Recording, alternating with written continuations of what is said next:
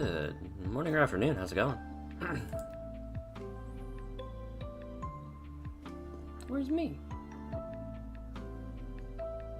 My camera. Where did it go? There we go. Yo! It took all of the bones in my body, all of the muscular structure, to pull me away from playing Core Keeper some more. I have been addicted to and grinding Core Keeper so much. Well, I probably should take that too. We have one goal today. Build Squall. Ooh, maybe I have enough for a... If it's still going, if there's Power Cube, maybe I have enough for a Power Cube too. So, how's it going, Grish? Squall. Mardu. As Squall enters, pick a number. Whenever one or more creatures attack one of your opponents, if any of those creatures have power or toughness equal to the chosen number, Squall pops them.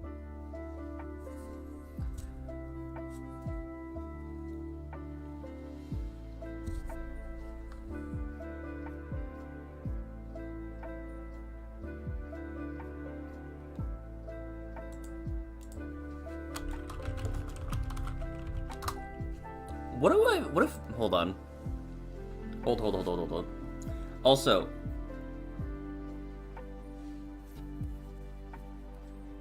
I have, you put much more curry powder in your rice than you realized. Oh no. Let's see, Mardu.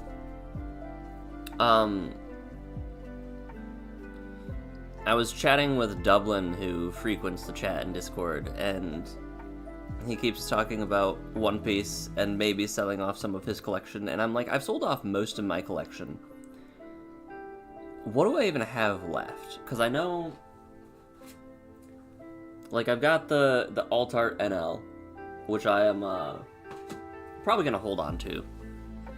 But I was going through, like, random decks and stuff that I was like, maybe I still have something. I have a card that appreciated, like, 80%. No, that's not how percentages work.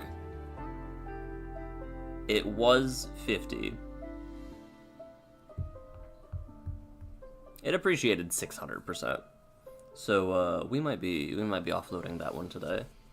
But every time I look at the art on One Piece cards, it's not this one, but, like, every time I look at the art on One Piece cards, it makes me want to get back into the game so bad.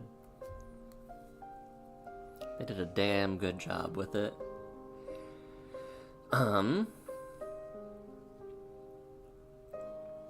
Whenever you cast a spell that shares a creature type with this creature, draw a card. That...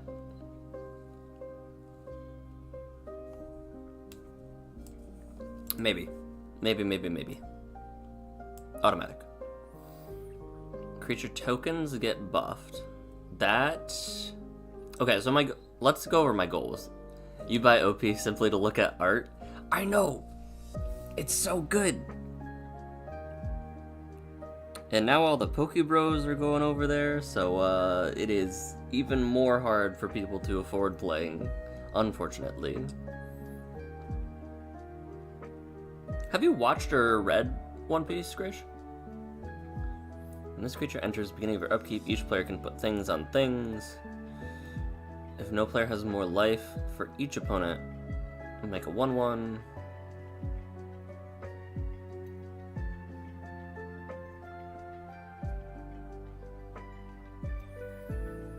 There's a few different ways I can take this. I can go like aristocrat-ish.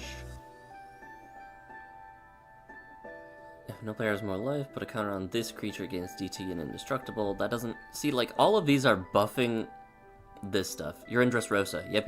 Because I remember you talking about, the arena. Yeah. Another one of my buddies, Jay, is just starting. And by just starting, I mean he just got to Arlong Park. And I was thinking back, and I'm like retrospecting, I'm like, oh man, the direction. Power or toughness equal to the chosen number. Creature get plus X plus O. So this could work. Criminal Past could work. Ironic, but it and other creatures that share a creature type with it gain Undying until end of turn. Oh, I didn't realize Haunted one existed. I read it, I'm just like, oh yeah, +2/+0. What? The first time you would draw a card each turn, instead look at the top 2 cards. Oh. I like card selection. Gamma Blade just happened? Hell yeah. The man said, what if we disrupt all internal organs? If a source you control dealt 5 or more damage, make up... I mean...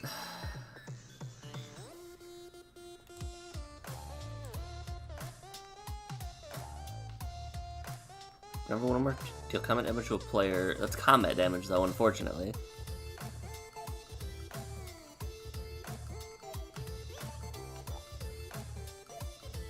I forgot that this is a legendary enchantment creature and a background. Faceless one is so weird. So we don't want anything... Okay. I still didn't tell you where my mind is with Squall. I just told you what Squall does. 4-player game, right? Squall is from Final Fantasy VIII. So the number I want to pick every single time is 2, because not only does it trigger when Squall attacks, 2's usually pretty good. Let me turn this down just a touch.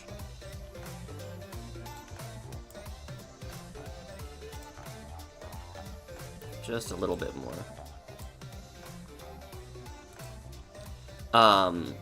Because 2 times 4 is 8, and that's Final Fantasy VIII. That's how my brain works. You enjoy Luffy's reaction to finding out who else was gonna eat it? There is no more perfect candidate.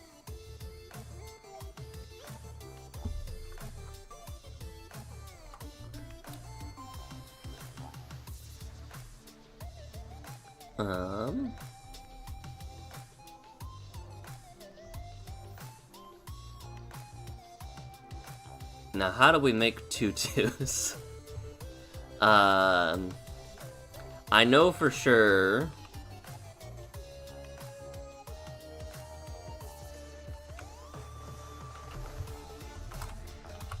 create. I wonder if this will work. 2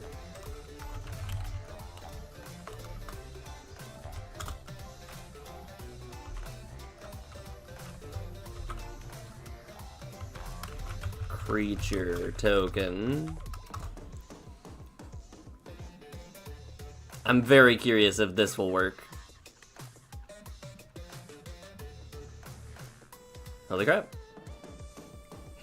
I don't know why I didn't think it wouldn't work, but... Ooh. Since I'm kind of like leaning into this route, Archon of Sun's Grace doesn't sound bad, actually. I have a partial... I'm partial to this card regardless, but... Battle menu's funny and seems flavorful, so we'll put that in.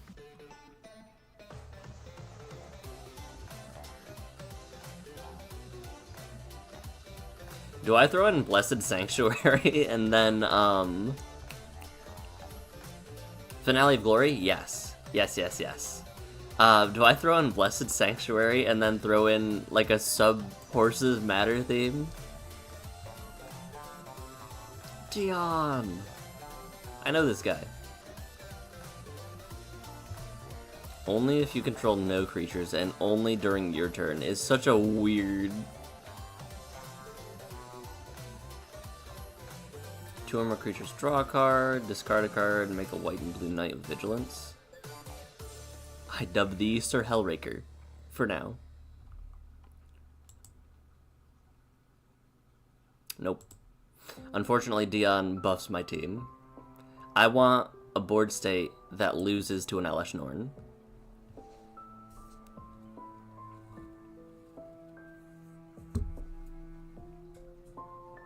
Hildebrand Manderville. Also no. I guess, hold on. No, I will stick to my plan. I will always choose 2. Gideon's Phalanx is one of those, like, I have one of these. I'm sure I do, because I think I bought all the Planeswalker decks. But... Huh. Human... You're not legal in Commander. I saw this, I'm like, what's going on here? Ah, Acorn Stamp.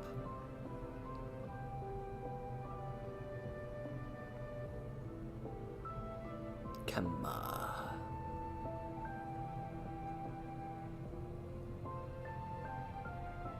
That means I can bring in Lonesome Unicorn. Alright.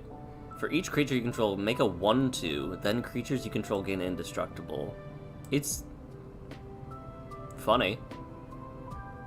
I forgot about the Bloomborough bird buff. Wow, that was some alliteration.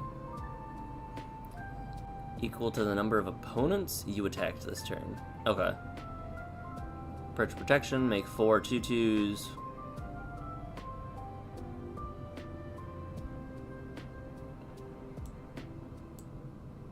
Yes. I also want to have recruitment drive. Did I pass that, or is that... I'm assuming that you probably had that in mind. I don't think I passed that. I feel like I would have noticed that. Athari Sun's Glory? It's funny you mentioned that. I picked up an Athari when Modern Horizons 3 came out, because I am still incredibly tempted to build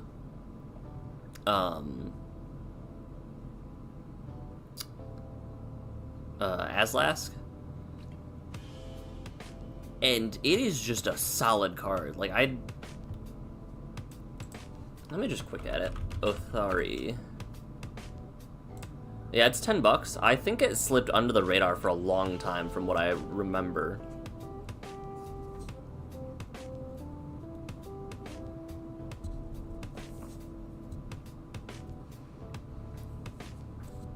Oh, there's Recruitment Drive.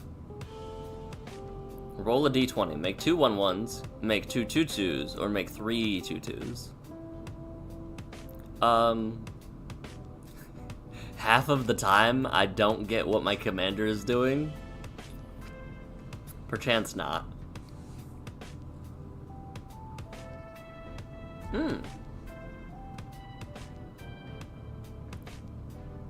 When this attack... I'm already relying on attacking a lot. I don't know if I want to load my deck up with more when this attacks. But Summon Knights of Round. This card, I'm so sad, doesn't exist in paper. Sun's Intervention, or Sune's. Choose 1 or more for 6 mana at instant speed. Make 2 2/2s. Seek a non-land permanent, mana value 3 or less. Destroy an artifact, destroy an enchantment, or gain 3 life. Oh, so good.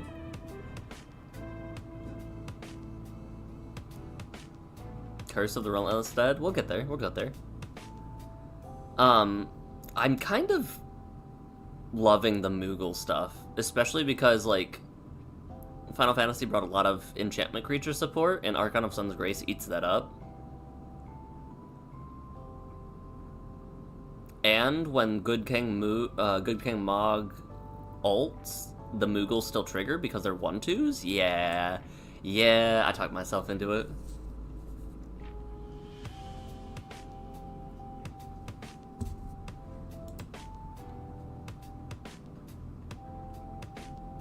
I love how Good King Mog has text that stops it from going infinite in the same way that Terra does. The Eternal Wanderer was the one I was thinking of. Make a 2/2, and it's also a situational board wipe.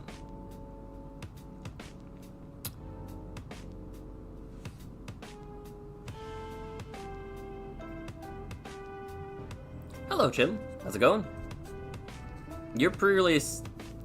You said 2 Bitter Blossoms and 1 Bitter Blossom Bearer, and that is absurd.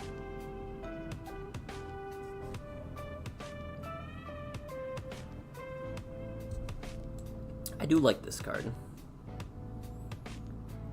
And then we'll go with... I like the game plan that I have of let's just add whatever seems cool. It's going we.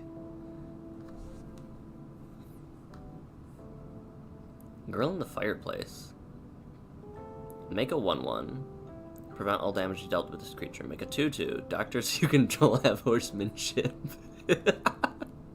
Ah, yes, this belongs in my deck. Whenever a creature you control deals combat damage to a player this turn, time travel. Ah, yes. You got an enchantment and a bearer for your decks, and the second bearer was from a prize pack. That is wild.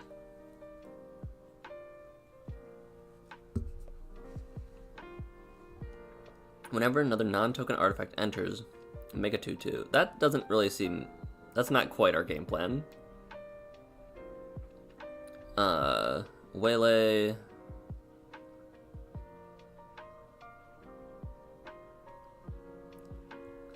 I need to... Hold on.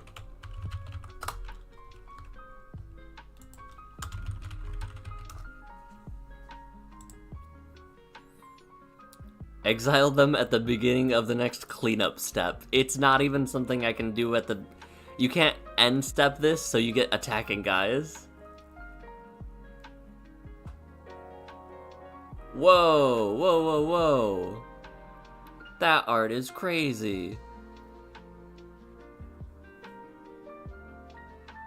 You still haven't gotten an Eridu, but you're building Maryland right now? From stuff at home? This was the multicolor Maryland, right?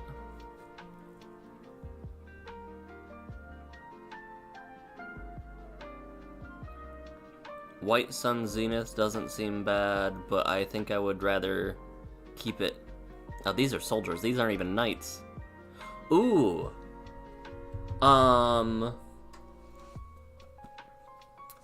Does Winota earn a chance in this deck? Maybe. I forgot about Crow Storm that makes Storm Crows. Aren't they still... Didn't they say something along the lines of the Silver Border project still being in the works so that some of these Silver Border cards can make it into paper?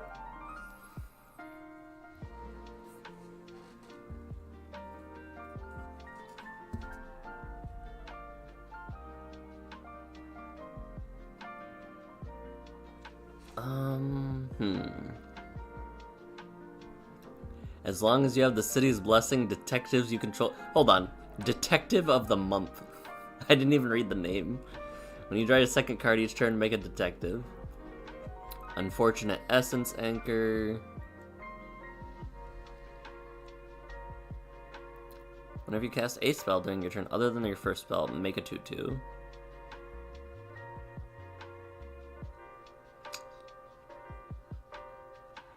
See, that gets out of control, but that's not quite what I'm doing still.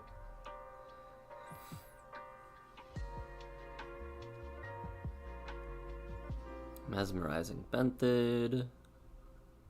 That was a wild game, Chim, that we played, with so many back and forth swings.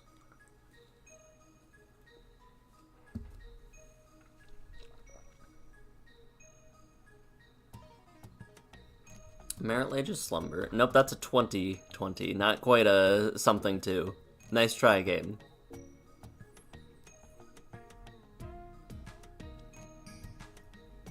Phantom Interference doesn't sound bad. What am I doing? Hold on. I'm in blue. Didn't I say...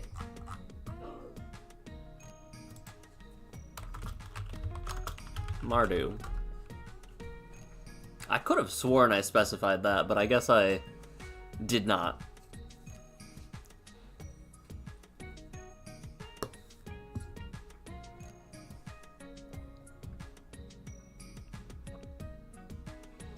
It's really thinking.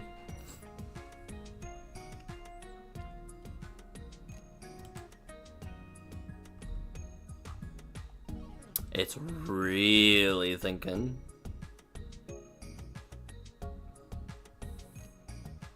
Or complain on Blue Sky. Let's try it again. I think the Squall is interesting because you feel like the only real choices are 2, 3, and 4. Yes. Also, good morning or afternoon, Oceana.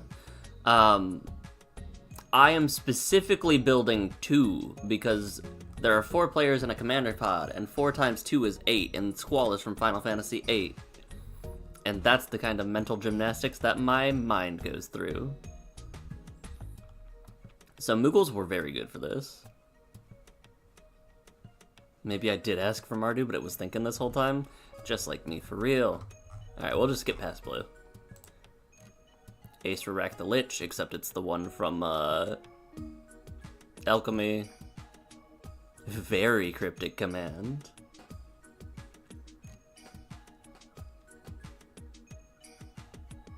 Now it won't even load the next page, watch.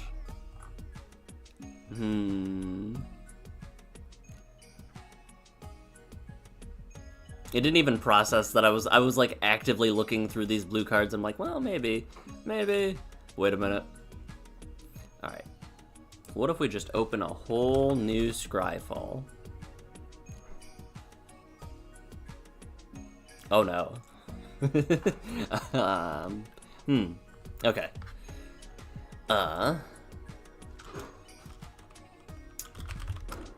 Mardu.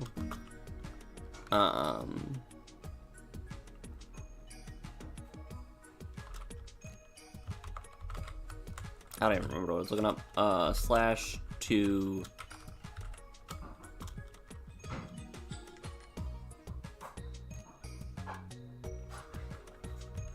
I'm bored. Let's move off the token creation for a little bit because we have an amount. If an attacking... Let's see what this does. Because this should at least pull Ishin, and if it doesn't pull Ishin, then I know my wording's off.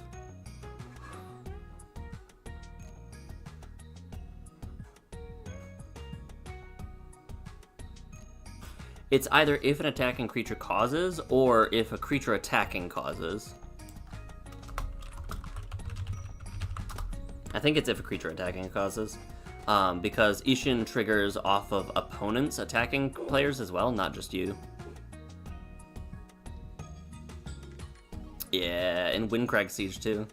If a creature attacking causes a triggered ability of a permanent you control to trigger, it triggers again. Yes, please.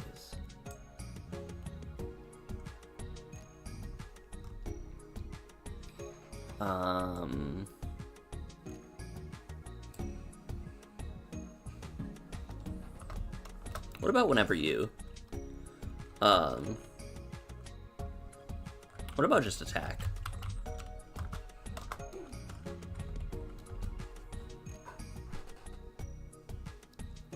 Actually, attacking would probably pull the curses and give me more specialized stuff to go off of. I also need to add game paper. Because we're still pulling alchemy cards that I don't want to.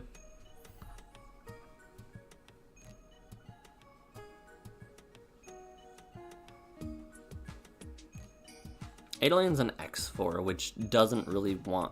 Like, I really don't want to do that.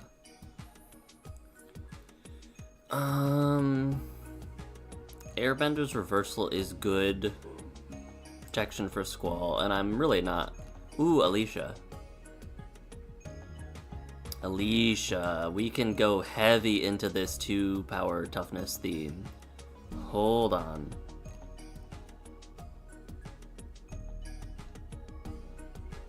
Altair, even Lahad. Exile an assassin from your graveyard? Not quite. Thank you, though. Ancestor Dragon. And we can kind of mess around with power buffs still. It's the toughness buffs that we kind of want to avoid as much as possible.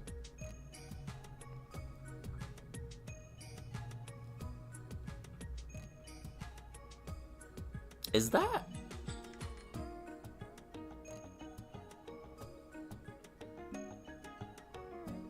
Is that legal in Commander? You may put an arrow counter on archery training.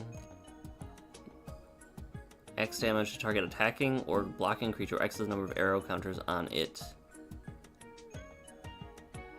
Oh. Oh, this is an aura. Okay.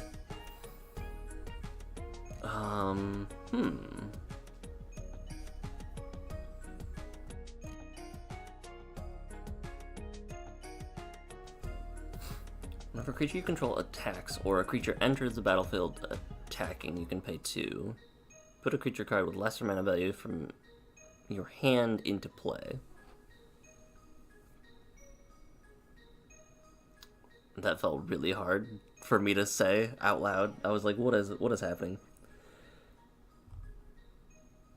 But yeah, I enjoy the phase of just randomly throw stuff into a deck and then worry about cutting afterwards.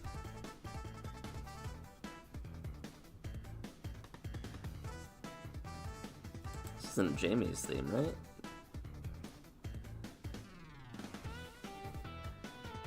Spin Dash 3. Balduvian Rage is good.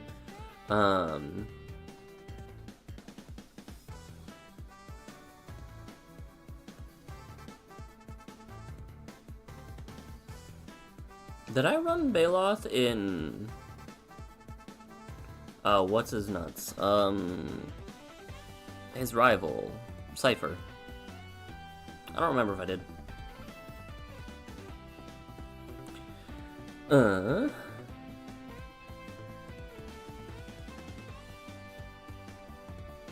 Basri's cute, but again, does not have the number 2, and can bump my stuff up too much. Blade Historian, though. Attacking creatures have double strike. Berserker's Onslaught's the same, but I can use my black mana for it.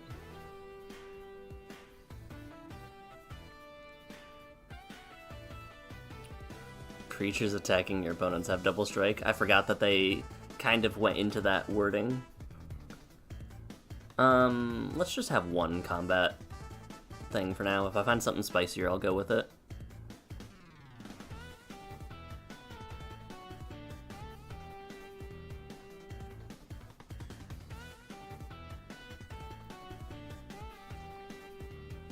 Blessed Reversal's cute. Blaze of Glory, Blight Mound. Attacking pests you control get +1/+0. Attacking spirits, target attacking or blocking creature. Bone Cairn Butcher. Attacking tokens have Death Touch. That's nice because it disincentivizes them from just chumping my... Now that I'm looking for them, I can't find any of them, like my Finale of Glory and stuff like that.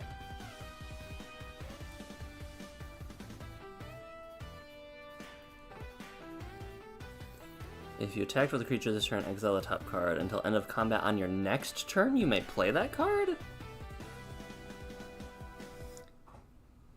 I didn't realize this existed.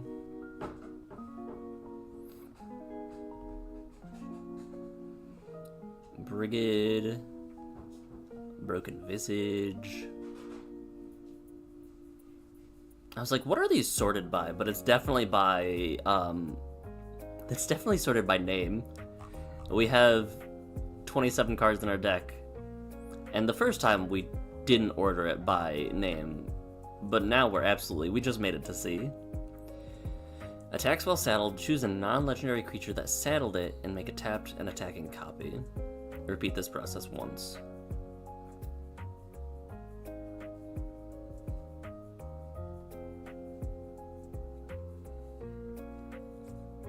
See, part of me is trying, like...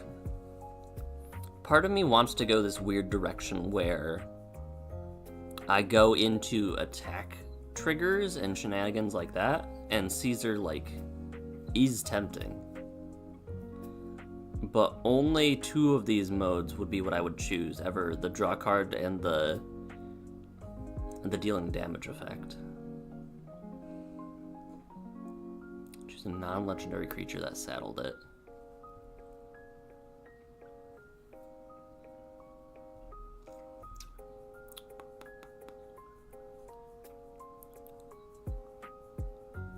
Cecil...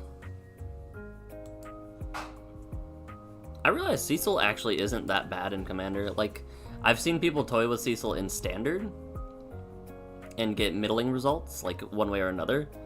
But getting down to 20 life is A, very easy in Commander, but 2, not that spooky, actually. Whenever enchanted creature attacks, put target creature from defending player's graveyard on the battlefield under your control tapped and attacking. Sack this aura unless a non-land permanent left the battlefield this turn, or a spell was warped.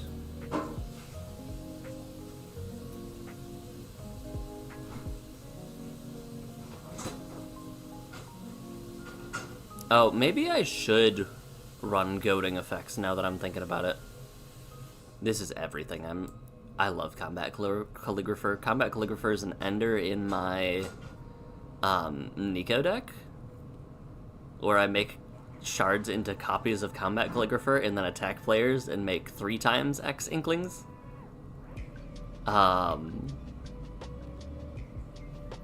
It gets out of control very fast. I like this. This is very nice. Crescendo of War. Put a strife counter. Attacking creatures get a counter. Blocking creatures you control get +1/+0. That seems like it will get out of control fast.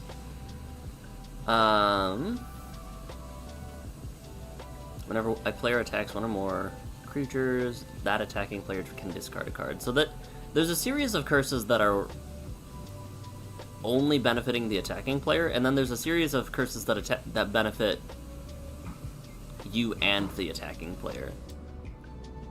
And I want the ones that benefit you and the attacking player.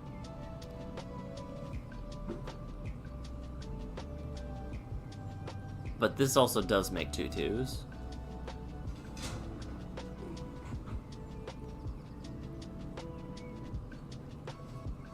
That creature's controller may pay that card. Okay, so Curse of Shallow Graves and Curse of Disturbance are the same, except one of these is an effect that I get no matter what. Skulk is not what I'm going for. This poor curse guy. Whenever you attack, make 2 guys. It's weird that we're dodging so much, when we limit ourselves to just 2 power toughness, we dodge so many different effects.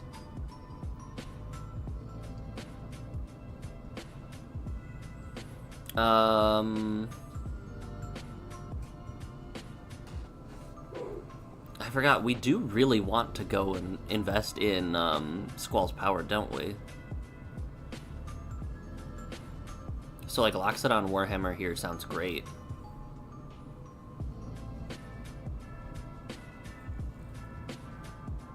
Dolmen Gate.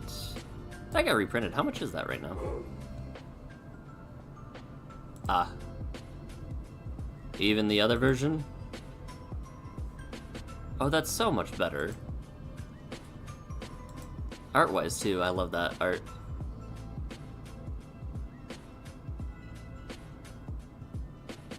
The final gift of a wandering ascetic who died eons ago.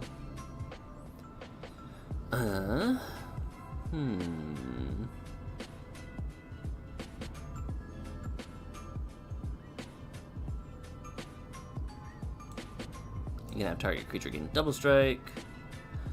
I always forget that Duelist's Heritage is not a you thing. It is universally. So, like, if an opponent attacks somebody, you can give that creature double strike.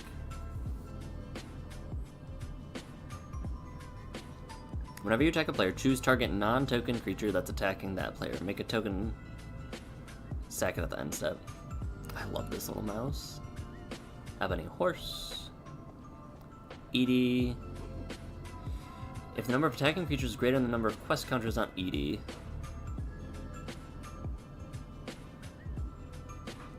Well, that'll typically always happen. If I get my way right.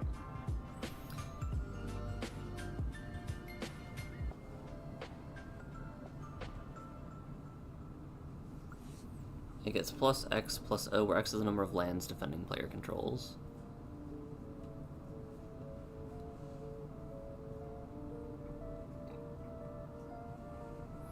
I realize if we're not building for the number 2, this gets a whole lot easier, because if we build for 3, that gives us some wiggle room to buff Squall, and opens up so many cards. But I'm still committed. Like, Embercleave would still trigger Squall's 3. Whenever one of our other attacking creatures... We like combats. Fated Clash, I do want. It's such a good board wipe. Attacking non-humans. All creatures blocking become tapped. Target attacking creature and all creatures blocking it deal no damage?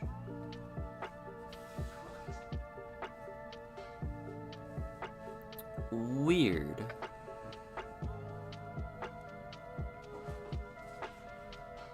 I like it. It's like reverse fog, but not quite. Activate abilities. Trebucket. So, this also... This is so many triggers.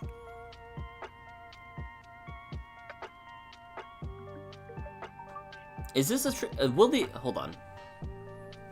My question is, will this trigger for every time a creature attacks, or will it only trigger for matching PTs? Make a 2/2 with Firebending. Nope, that was not what I was trying to do, but that's fine. How do I undo what I just did? Whenever a creature you control attacking causes a triggered ability to trigger, you get to copy the triggered ability.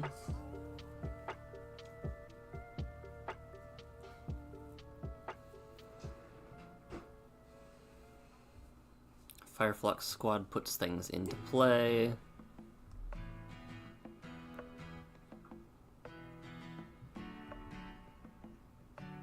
Fumiko. What is Bushido again? Whenever this blocks or becomes blocked, it gets plus X plus X. Creatures your opponents control attack each combat if able and 2 toughness. Solid. Ghostly Prison seems good. Creatures you control have haste. Whenever you attack, power 8 or greater, target attacking you control.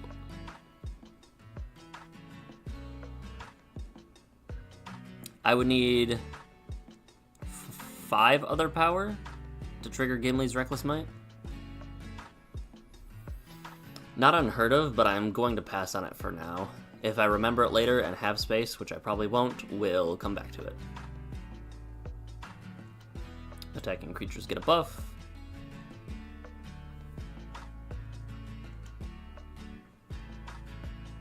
Attacking warriors you control. So not quite what I'm looking for.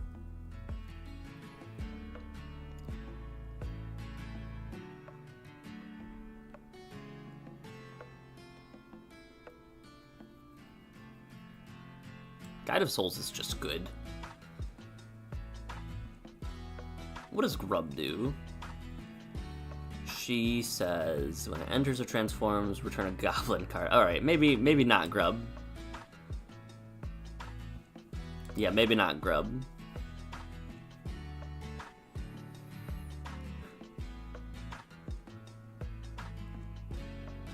Harmless Assault, a 4-mana Fog. Let's go. Harpoon Sniper.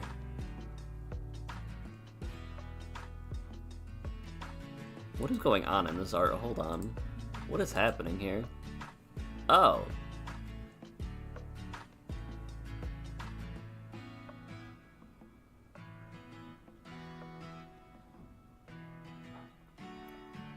Their tails are absurdly strong, aren't they? Because look at that drawback. Huh.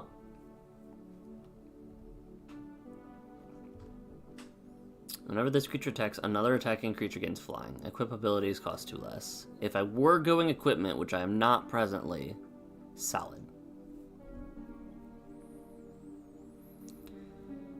Each other creature gets...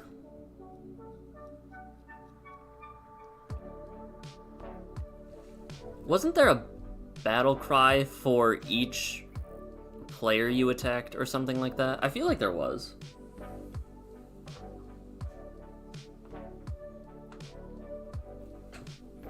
Because I have a bird, I think, in my Nico deck that did that effect. But I can't remember what it was.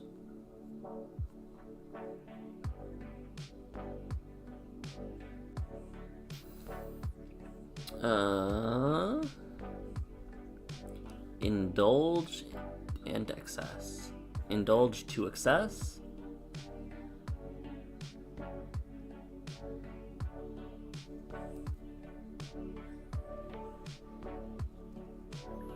Ilhark the Raiseboar. Another deck that I want Inquisitorial Rosette with? How much is this card? $2? I might need to cop this card. Because this is the second or third time I've looked at this, and I'm like, this is just an absurd effect. Make a 2/2 with Vigilance that's attacking, and then every creature you control gets menaced until end of turn that's attacking? Inties are right.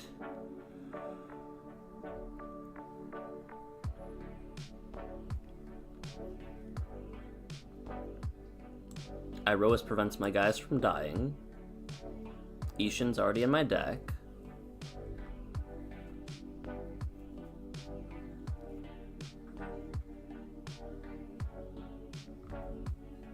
Jurin. Oh, this is gonna be, I was gonna say, this has gotta be the Honor Among Thieves guy, isn't it? Whenever Jurin attacks, each creature you control attacking a player gets +1/+0 for each creature that player controls. Wait a minute. That means that you stack these triggers and somebody just dies to Squall. Somebody just absolutely perishes. Also, Karlach, the more I've played with Karlach, the more I'm like, she kinda going crazy. The extra combats are so good. Especially because Karlach doesn't need to tap or attack to do so. It's an immediate thing. You can slam 1-drop, 2-drop, 3-drop, 4-drop. I know it's unreasonable. Turn 5, swing with all of them twice. Put a creature card with mana value X or less, where X is the number of attacking creatures you control. Let me rechange this around real quick. Type. I have 19 creature cards. That isn't terrible. And it's 2 power, 2 toughness. And it's from lore, but I didn't realize this was a card.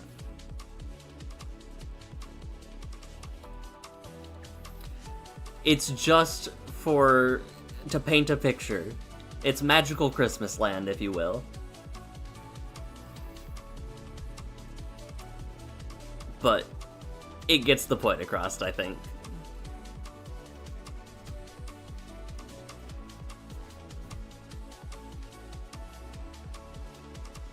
Exile 1 creature you control until this creature leaves the battlefield. When this creature attacks, for each opponent, create a tapped token that's a copy of it.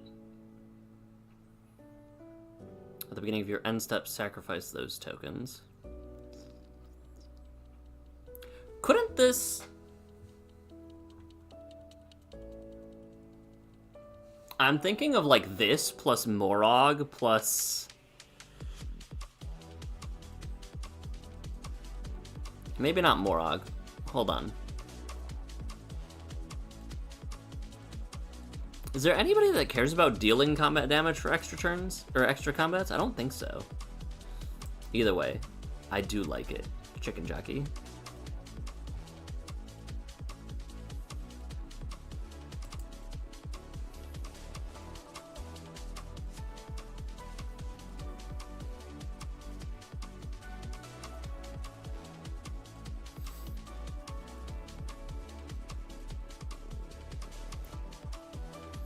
There were still some spicy cards from attacking creatures where X is the number of non-basic lands defending player controls. Don't mind if I do.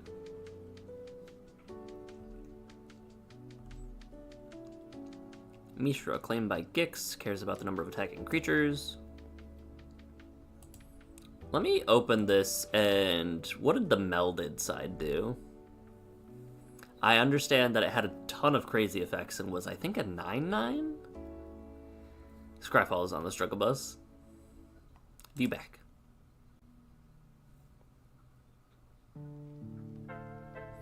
Thank you. Very cool. I am so glad that that answered everything.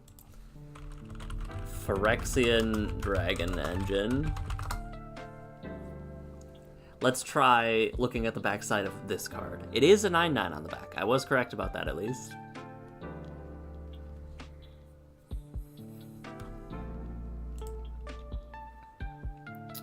When Mishra lost or Phyrexia enters or attacks, choose 3.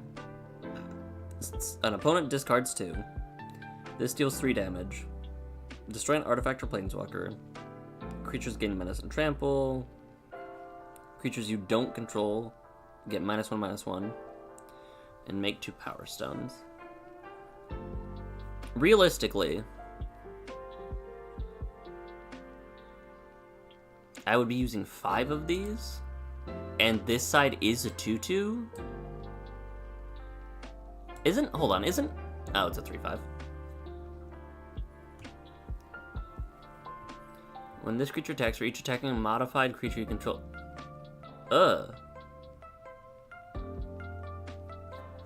When this creature attacks, for each attacking modified creature you control, make a tapped and attacking copy of it?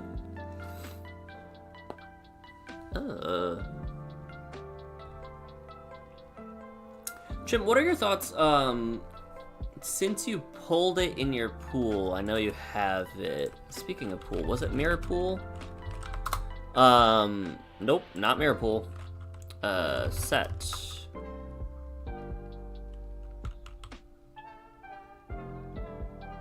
I don't know what Lorwyn's set symbol is. Kinscare Sentry. ECL. Mirror Form. What do you think about this card?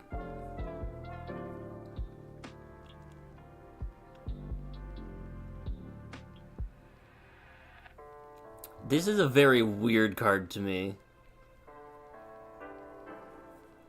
And I kind of like it.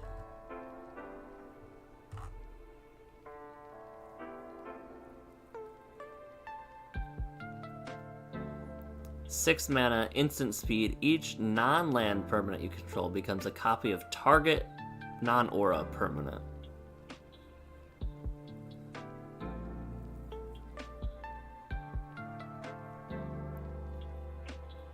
I feel like this has shenanigans. You think you have a playset of them and won't play it. Listen, if you could slide one of those my way, come Magicon,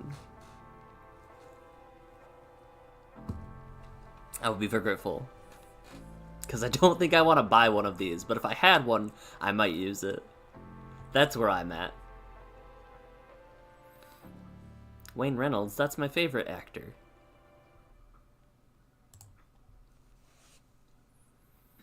Cannot attack unless you control more lands than defending player? What do you mean? That will never be happen. Foil or non-foil? Dealer's choice, as long as it's not Pringled. And even if it is, I could probably make it work. Sky Chase. Sonic 2.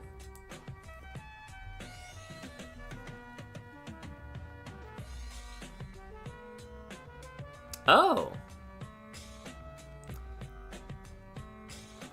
If a white creature's attacking, you can play black-black rather than this trap's cost. Exile target attacking creature. Make a token that's a copy of it.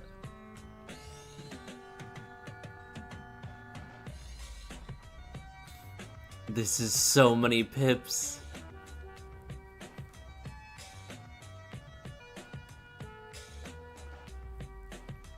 Attacking tokens have double strike. Whenever one of our tokens attack a player, exile the top card.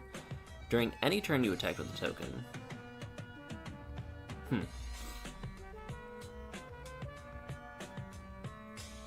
No quarter. Whenever any creature blocks or is blocked by a creature with lesser power. Oh! Wait, I like this a lot. Whenever any creature blocks or is blocked by a creature with lesser power, pop the lesser powered creature.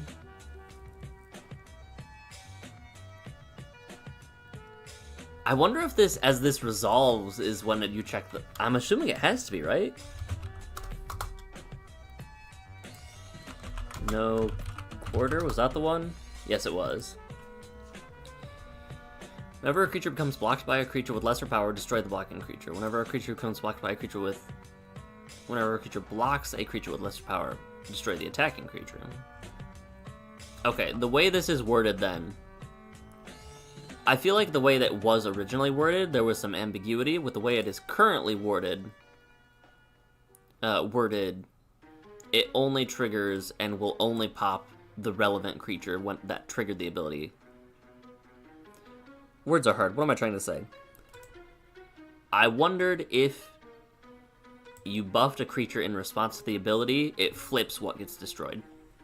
That is what I was wondering, but this says no.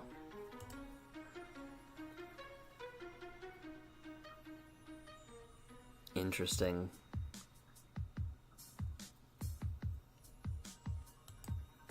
That's really cool, but also I'm making a lot of tutus, and that sounds like I could back myself into a corner, but I'm committed for now. Tentatively committed. That's the phrase I'll use. Make a clue. That opponent gets a poison counter. Whenever a player attacks, if one or more players being attacked are poisoned, the attacking player draws a card. That's a weird, like, catch-up mechanic that... Oh, deal combat damage to you, they get a poison counter. Not what I thought was happening.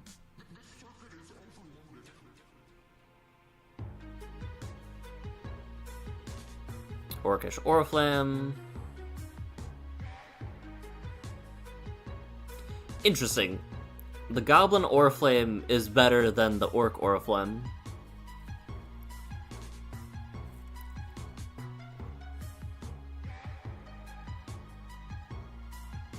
I forgot that this guy can just bring a Planeswalker into play from your graveyard. How much is this card? 39 cents. 39 cents for a moat effect? Not a moat effect. A Ghostly Prison effect plus Planeswalker recursion is wild.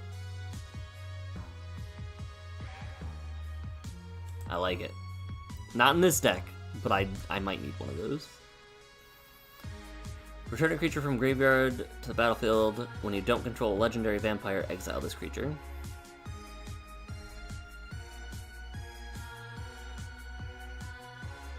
4 damage to anyone, make an assassin. Eh.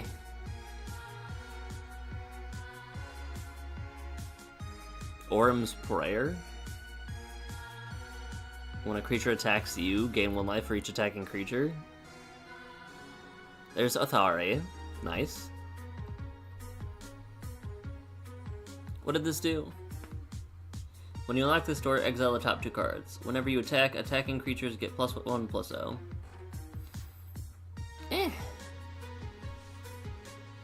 Pack attack.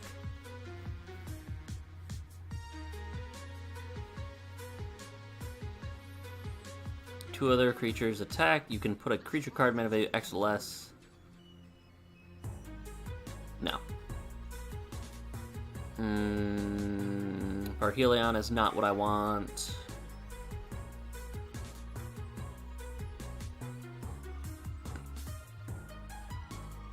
If exactly one creature is attacking, you can cast Pitfall Trap for 1 mana. Destroy an attacking creature without flying.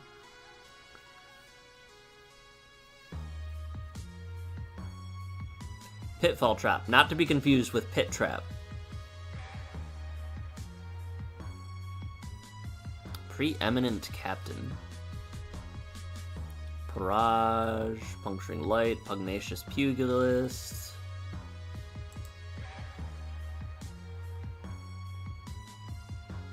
You have returned from doing a lot of math? How did the math? Was it mathin'? I'm finding very weird old Mardu cards, like No Quarter and Marcadia's Downfall. Attacking creatures get a bluff, and I have cycling? I like. Raid Bombardment. Whenever a creature you control power 2 or less attacks, this deals 1 damage. How do I feel about O'Hare Ashnell?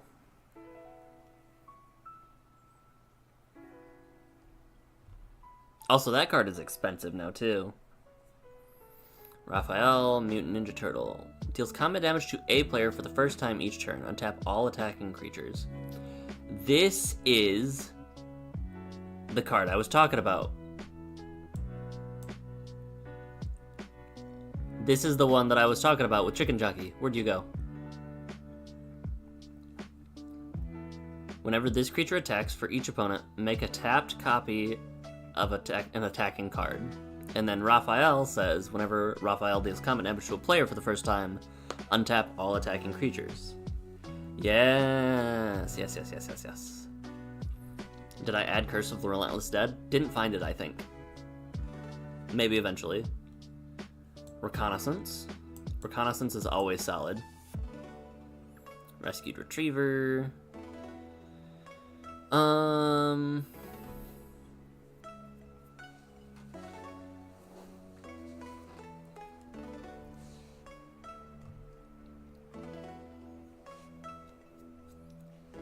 I think I want to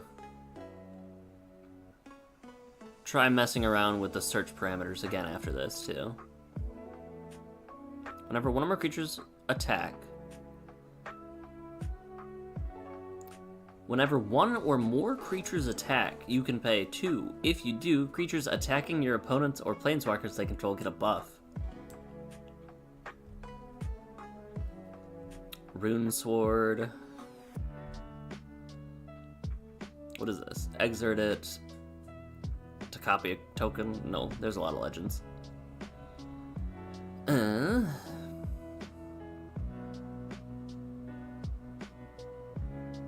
Soar on the Necro.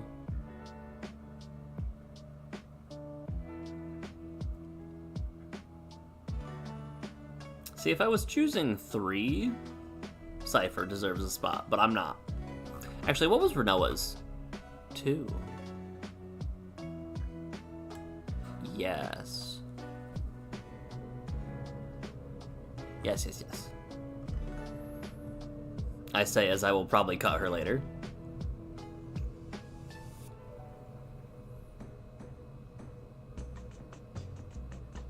Shared Animosity is solid.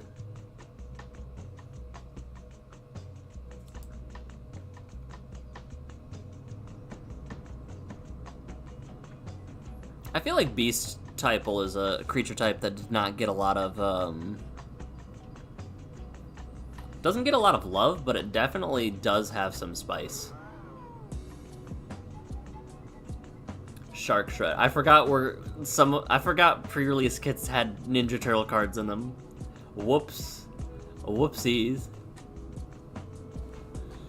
Whenever it deals combat damage to a player, put up to 1 target creature from the graveyard on the battlefield under your control taps and attacking that player. Um...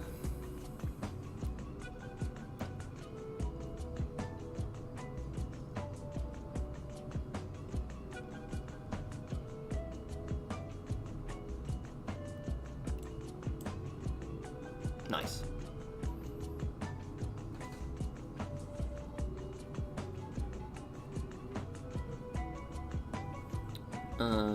Smeller Bee. Oh, actually, Smeller Bee is a great source of card draw.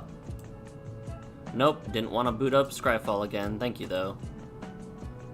But Smeller Bee's a 3/3. I think just given what we're doing and where we're at, yeet.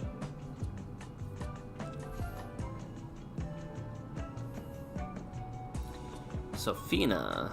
Spear Sage Deserter attacks. Investigate once for each non-token attacking creature. What is your universe's... This is the... Gem... Is this Gem Hopper?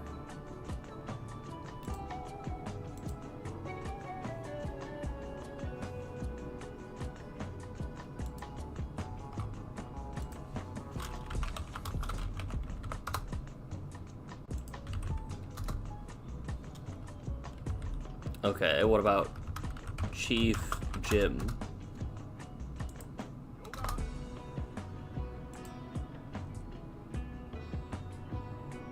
Okay, I was right.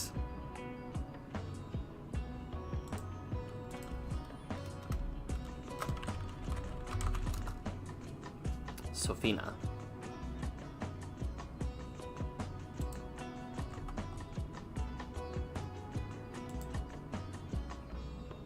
Why is my Gatherer also busted now?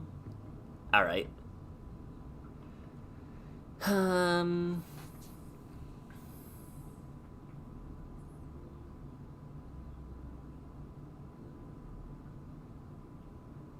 Squee is fun.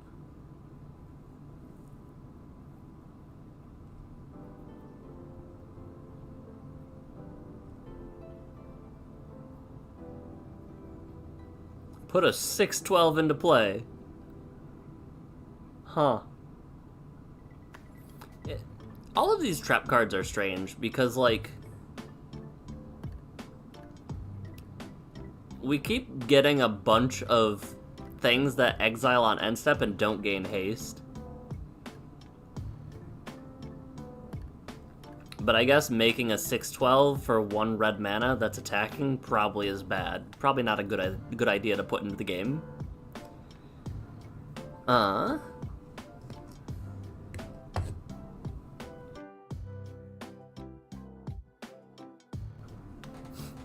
Stefan does trigger Squall. Makes a blood token for each player who lost life, and you can sack 2 bloods to put a vampire from hand into play. I like 2 of those effects. The last one is not great. What does your backside do?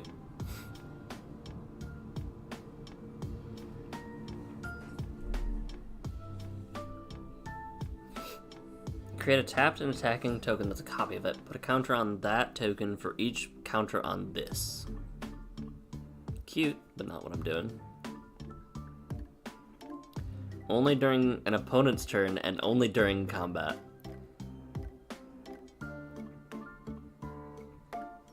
Hold on a second. So you're telling me, for the price of 4 mana, I can bait an opponent into triggering Squall, and then cast this spell, and prevent all combat damage that would be dealt to you and planeswalkers you control this turn, and then also untap them, goad them, and give them another combat phase?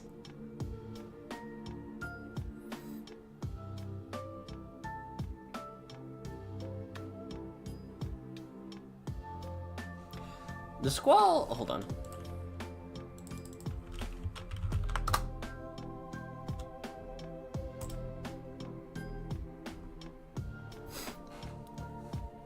At the moment, it would trigger if none of them had power atonement equal to chosen. If it does trigger, the ability will check the power of those creatures as it tries to resolve. It won't resolve and none of those effects happen.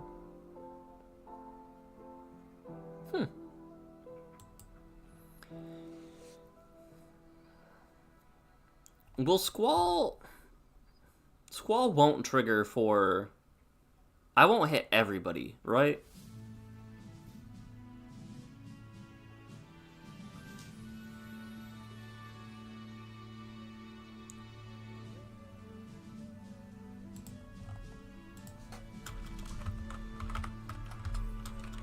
One of your opponents. I need to look at some other wordings.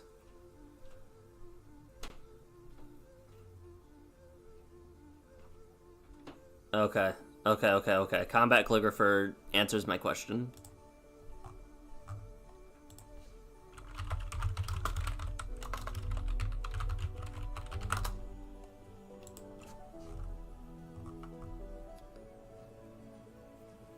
Okay.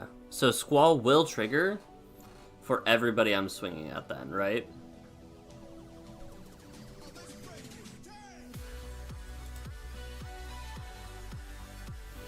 The world could always use more heroes. Oh, that was Lucio. This is Overwatch. Okay. It took me a moment to process why I was vibing and what I remembered that from. That's if a creature's dying. Did I add Take the Bait? I better have. Cool. I did not. That would have been catastrophic if I didn't. 3-dog.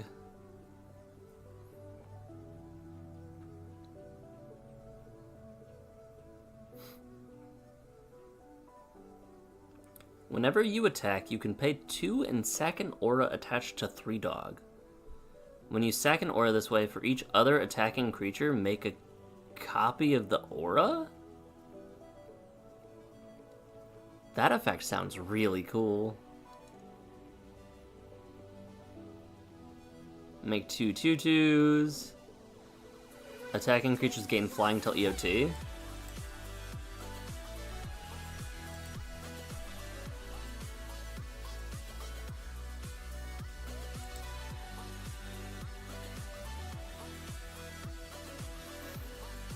This attacks, it becomes a copy of another attacking non-legendary creature.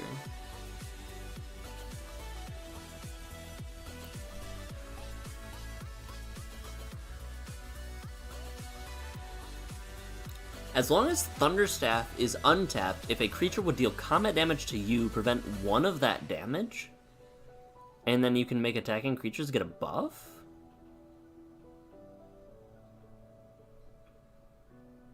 I definitely have something that's like this. Hold on. Hold on. Hold on a second.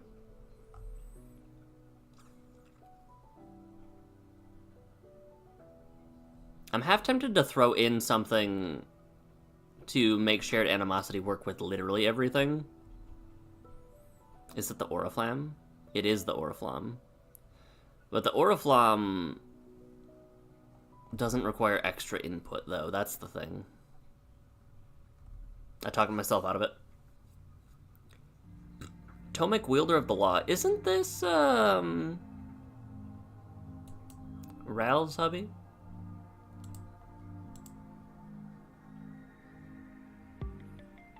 Whenever an opponent attacks with creatures, if 2 or more are attacking you, that opponent loses 3 life and you draw a card. Oh.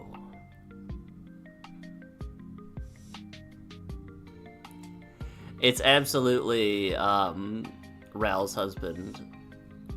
It has affinity for planeswalkers, and you can only reduce its cost by 1. That's clever? Cute? One of the two. Maybe both.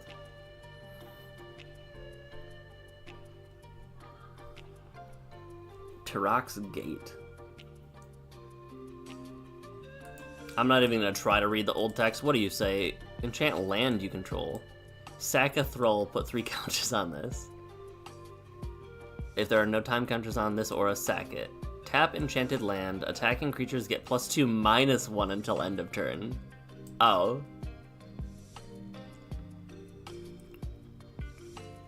Wait. Wait, what do you... Tap enchanted land. Attacking creatures you control... Oh. It's a 0 effect. Okay.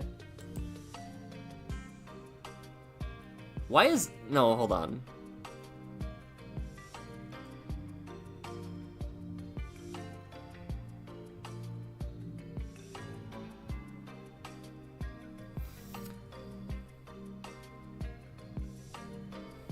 I'm so confused as to why they needed to specify, but I guess since it has an activated ability of 0, they want to make sure that you're not like, ah yes, I activate this 3 times to give all my X4s plus 6.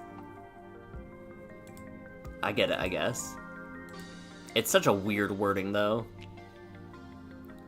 Trumpet Blast. Attacking creatures get +2/+0.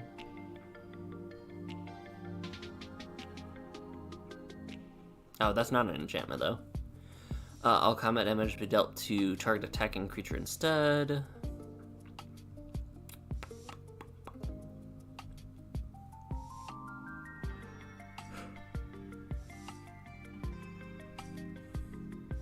When this enters, take the initiative. Whenever you attack, if the player is attacking, if the player I am attacking has the... Alright, I need to see the Underdark. Hold on a second. You... Nope. You. Come here. Get a basic. Buff some creatures or scry 2. Go to creature, make a treasure. Draw a card or make a 4/1.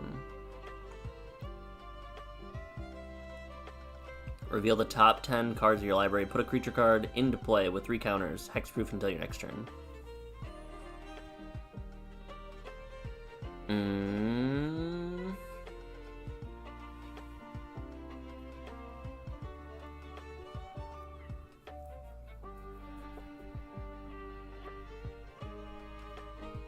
I like it for the goat. Like, this is the route I'd take, right?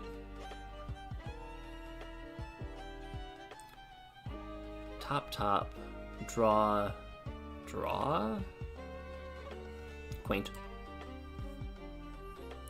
I don't think I want to mess with the initiative. I think we're already ambitious enough as is.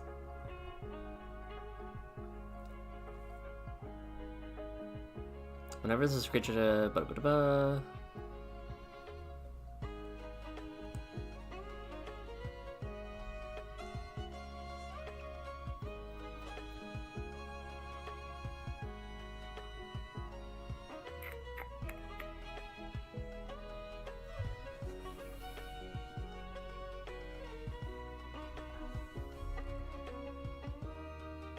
How are we doing deck-wise? We're at 66 cards, no lands. Love that for us.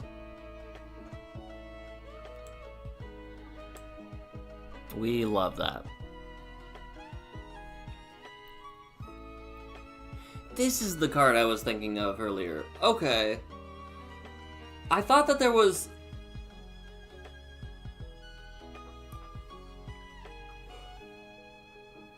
I knew that there was a card that I had seen that reselected like players that they're being attacked.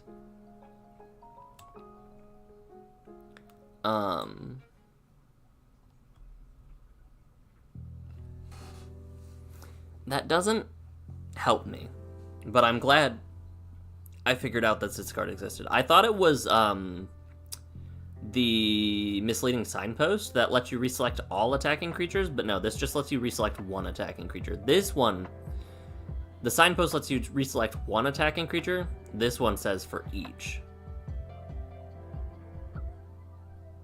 I should add Mutavault if it's your theme. Yeah, Mutavault was a 2/2, wasn't it? Whenever non-human attacks, look at the top 6 cards of your library. Stats. Categories of subtypes.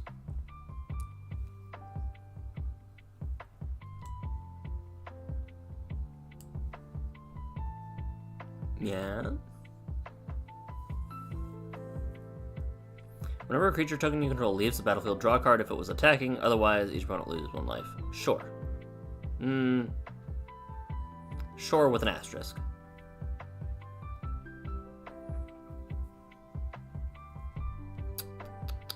Oh, and it made it to the end. Okay. Each opponent loses life equal to the number of creatures attacking them. The words are so hard. Restless Bivouac is a 2/3, yes. Muta.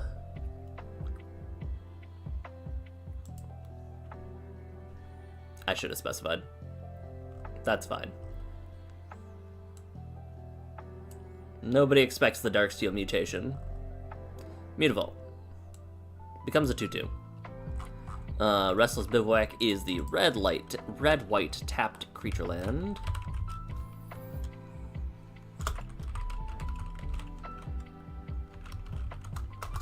Is that how you spell it? I think it is. It is. That's a lot of vowels. That is a lot of vowels.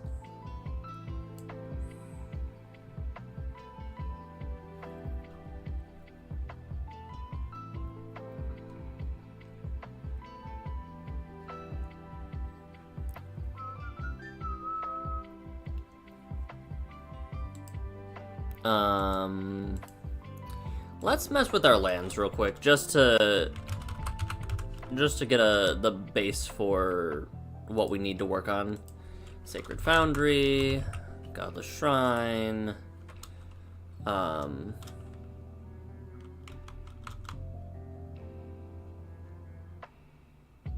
remember this. Hold. All I can think of is the Raucous Theater. Oh,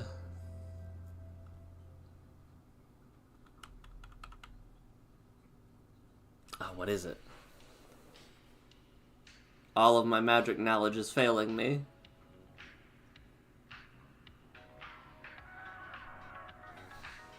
I'm gonna have to concede. No.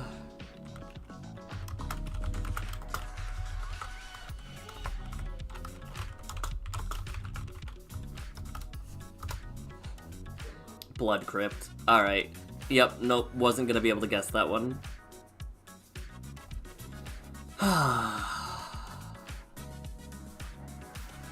Susur Secundi... We do deal a decent amount of power buffing, right?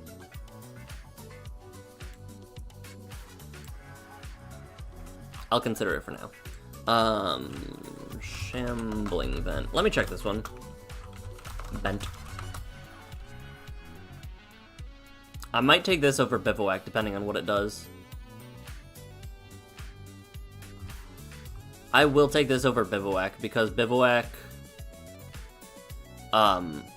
buffs my creatures, and I don't really want to deal with that. What a funky looking guy. Look at that mouth. That's some cool creature design. I like that.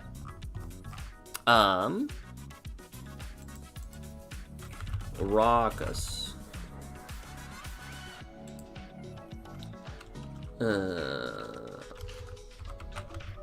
What is the parlor? Elegant Parlor.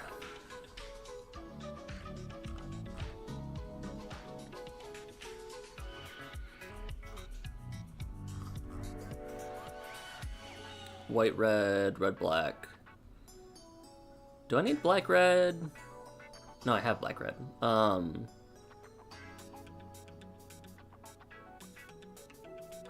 Shadowy Backstreet. Why could I remember that one, but not Blood Crypt? Arid Misa. That's back up to $30. Shocking. Not surprising, but wow. It's crazy how wild lands can get when you look away for like 2 or 3 months. I got Mesa. Red, black, Bloodstained. And then black. Nope, and then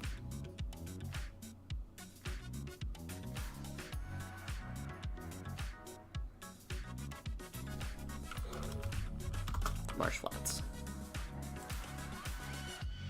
Yeah, these are all creeping up slowly.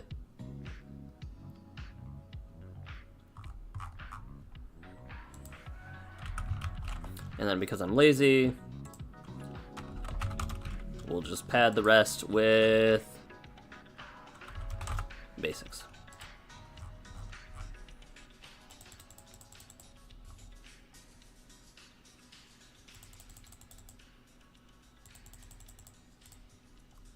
We're up to 33 lands. We can go up another white source. How much is land tax? Is that still fairly cheap? No. Am I misremembering how cheap land tax was?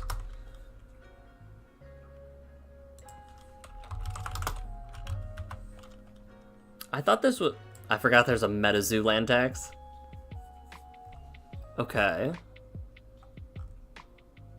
So they're fairly... like, they're 15-ish sometimes. What was the price point on this?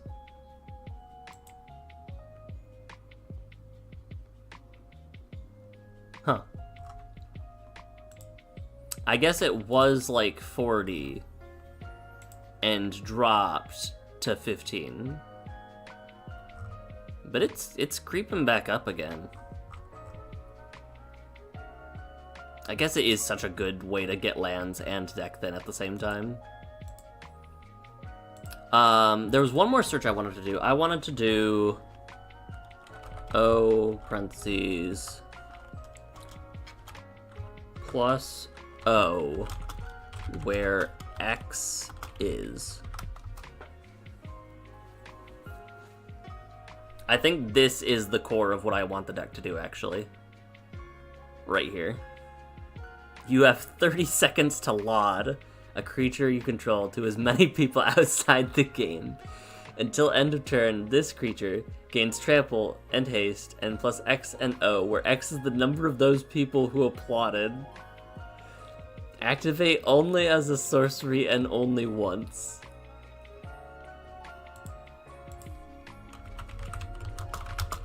Was this the create 13 zombies?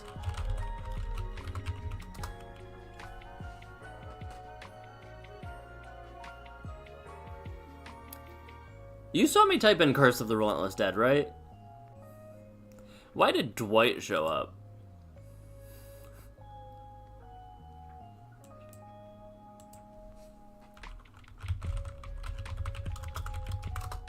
Relentless Dead. Let's try that one more time. Curse of the Restless Dead. Restless Dead. Got it.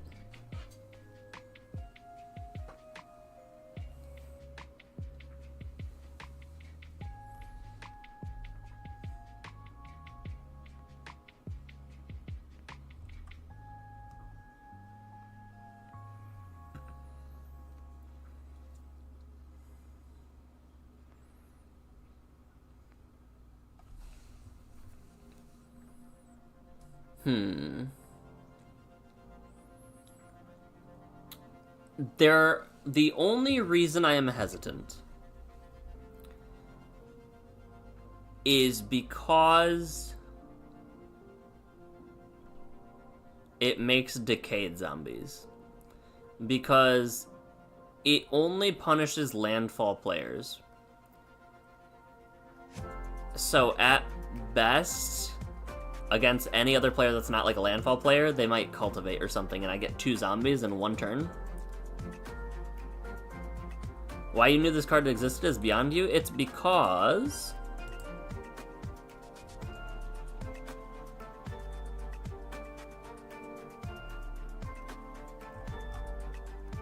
I don't have a clue. I'm not gonna lie. I don't know why you knew this card existed.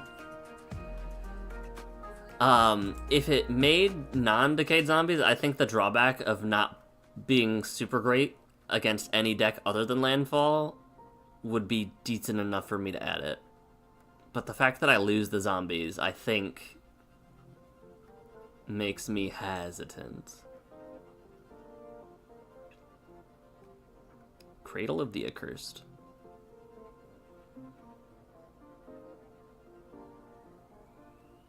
Many such monuments dot the wasteland known as Ifnir.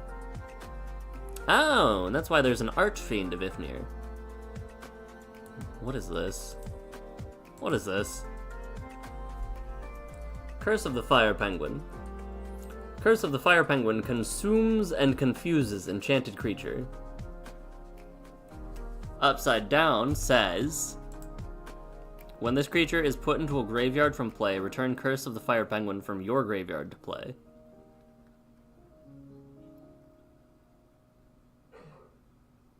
Oh?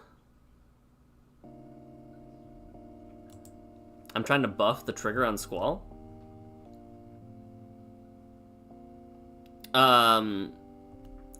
This will not work with... So, like, let's say I have 6 creatures and 2 of them attack each player.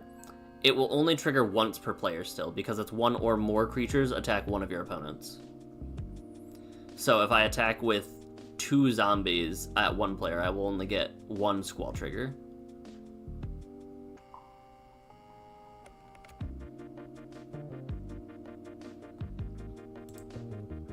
I love Carnival Barker so much. It's so silly.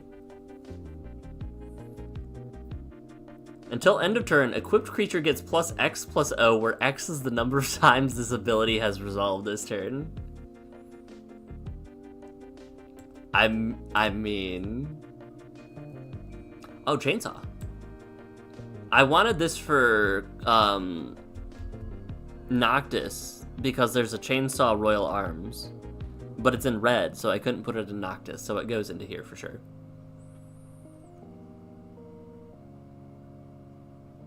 Each zombie increases the damage output by 1.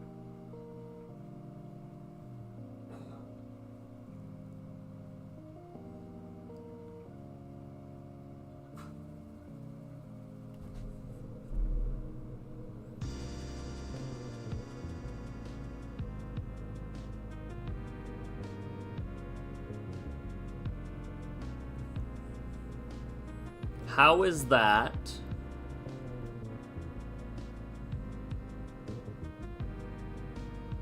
Hold on, I have to look for something. How is that? Man, I really don't have many. Alright, Blade Historian I think goes. Squall already has first strike.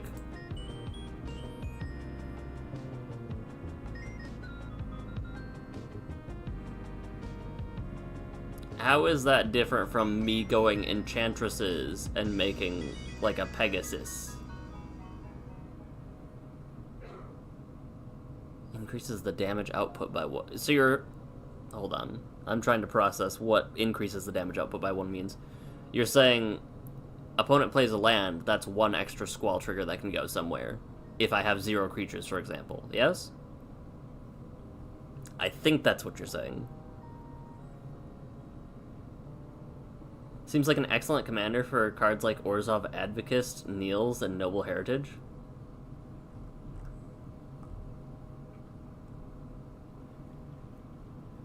Yeah, you only need 1 2/2 for Squall to work. You can send a 2/2 at every player, and it happens. You don't get to buff the,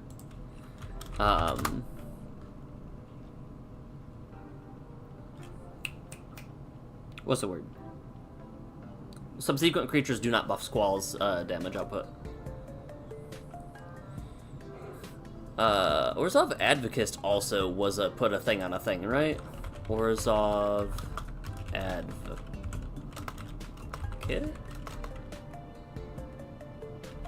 Is that really how it's spelled? Each opponent may put 2 counters on a creature they control. Interesting. So, Verminius, you'd be going more of a group slug, politic-y thing, like...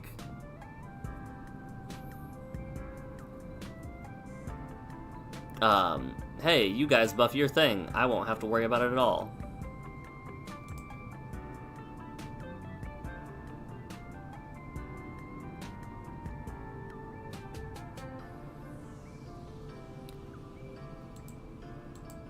This definitely seems like a cool route.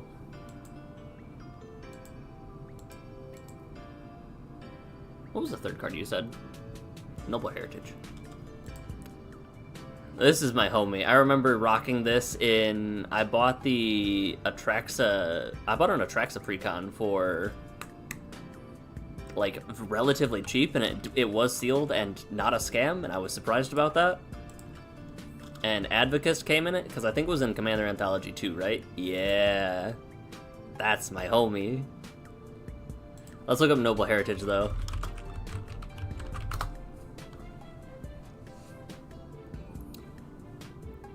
When this enters and at the beginning of your upkeep, each player can put 2 counters on a creature they control. You gain protection from that player until your next turn. It's so funky. Yeah, I feel like there is definitely an argument for, hey, let's make Squall as big as possible, and for Nils, this example, make Squall as big as possible and then still name the number 2. But Squall is now like an 8/8, or an 8/7, and will deal 8 damage when someone attacks. That is probably the better plan. I'm not going to lie.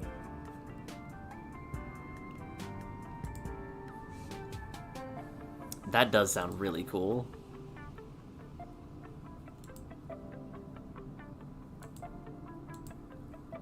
You've reminded me that we need to goad things.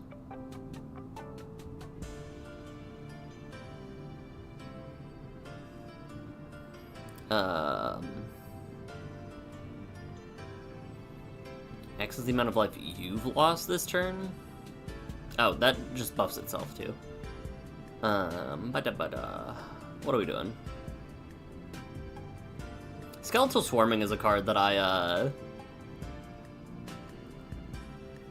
really like, but have never used properly. It's a funky card, but it does one thing that isn't obvious. When a player says, nah, I won't put those counters on there, you get to go.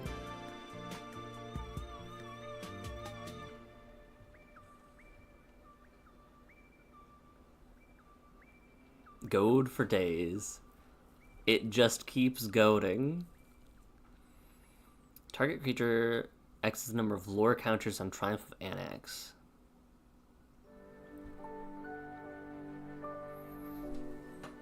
I don't think I want this, but it is tempting. It's very tempting, but it costing 3 means I compete with Squall. X is the number of creature cards in your graveyard? Do I have Criminal Past? Wait a minute. Yeah, I do. Okay. Up to 1 target creature if you control 4 or more artifacts. Man, if only I was also brewing Artifact Matters. This dog is so cute. I just like dog employee. Yeah, when somebody chooses not to buff their board, it's like, alright, I see you. I'm gonna attack you with Squall and double up the triggers for you. Speaking of politics and the like, were you around when I found Take the Bait, or did you know this card existed? A 4-drop that can only be cast on an opponent's combat. Prevents all damage dealt to you and your planeswalkers, and then gives the opponent another combat with goading their attacking creatures. I didn't know this existed, and I really like it.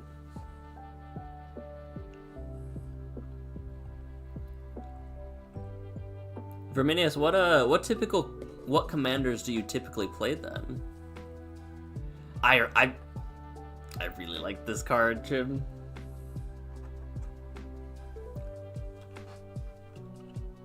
Alright.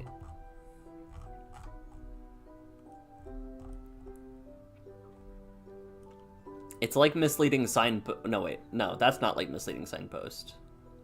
The bird that I didn't add to my deck is like Misleading Signpost. This is just funny. I might throw this at a couple decks, actually. This is probably cheap too, right? $1.50. Not as cheap as... What was the other card I was considering?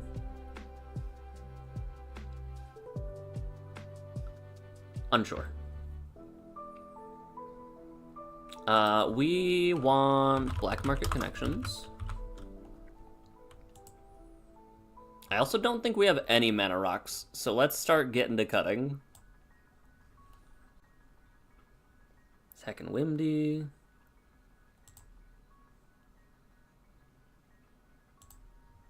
Okay. We might have a few too many enchantments. Just a few. I'm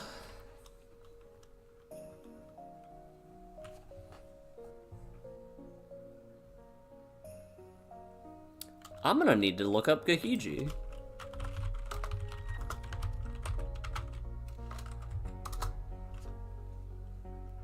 Gahiji Honored One. Whenever a creature attacks one of your opponents or planeswalkers an opponent controls. Ah, so you started with politics. Got it. You started with guards seize this man. You can stir the gentlest spirit into a wild ferocity.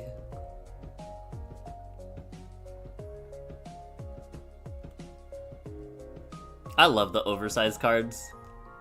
I think I might still have one or two, and the one I think I'd have for sure was a Saheeli. Maybe. That sounds right. It's fascinating, like, the kind of path that your first commander deck can set you on. This was before Goad. Oh.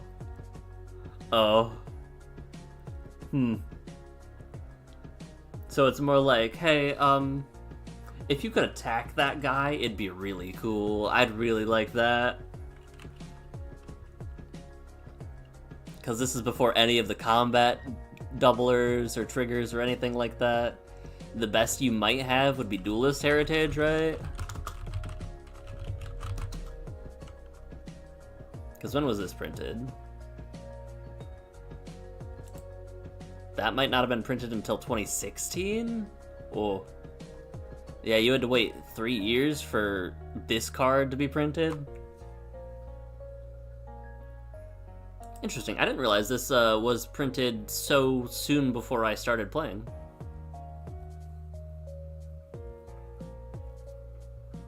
I thought this was like an 11 or 12 card, not gonna lie. I guess this does have commander templating.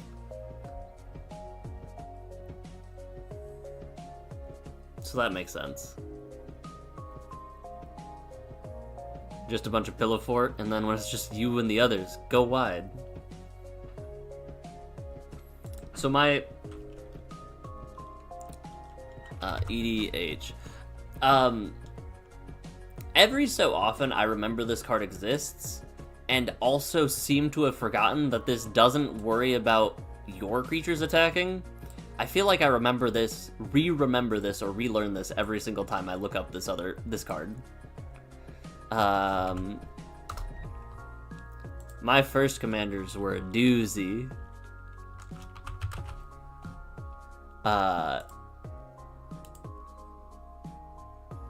We were jamming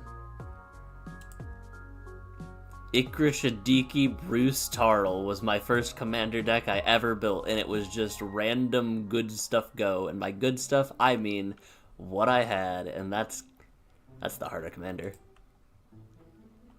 Ooh, Zelda.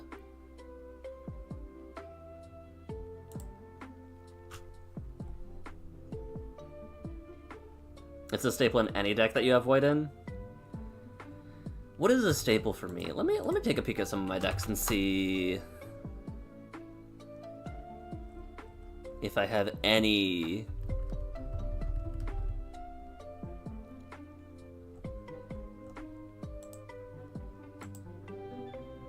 Disgusting. It was, I really want to gain a lot of life, and that'd be nice. I want to outlive everything else.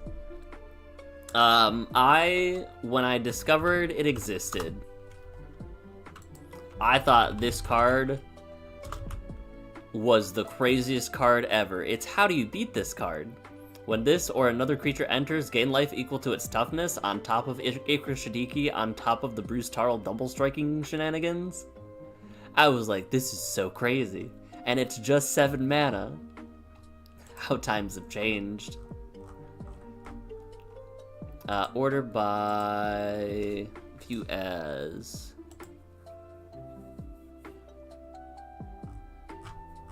Let's see. They took Golos from me. They took Golos from me too soon. A pet card of mine used to be Agent of Treachery. Blinking, he'll miss it. High-powered Unifier. Your first True Jack, one you didn't make, was the Aloro, but Precon sucked back then. First game, gets taxed to hell.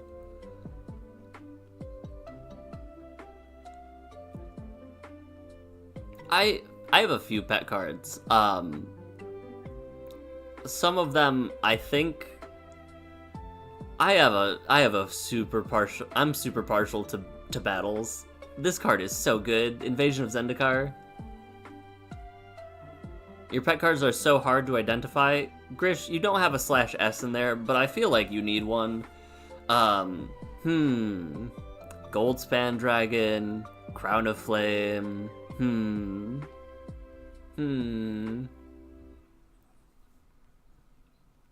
I interpreted sarcasm dripping from that statement.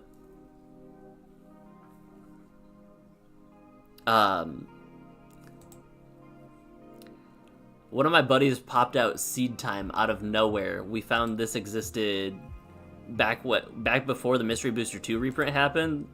We had no clue this was a spell. And we countered one of their spells and they're like, okay. Cast Seed Time? Take an extra turn in green? And we're like, what?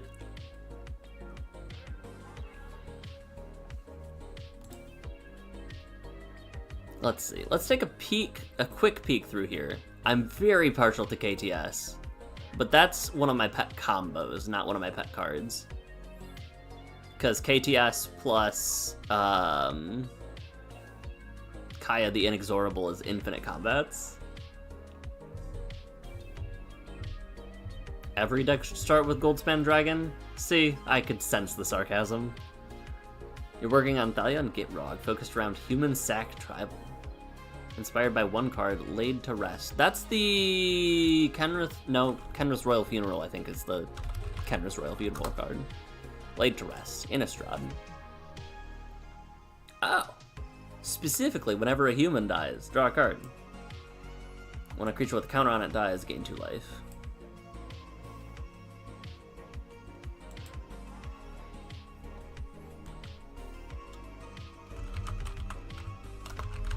I want this, my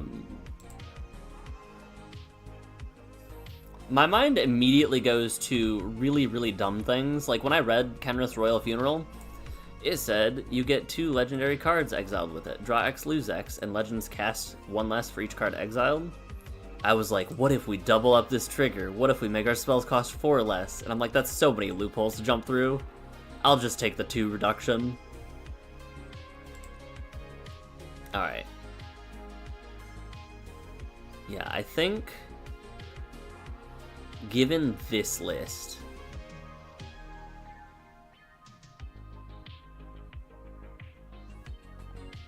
okay, nothing crazy. Do I have any pet cards in here?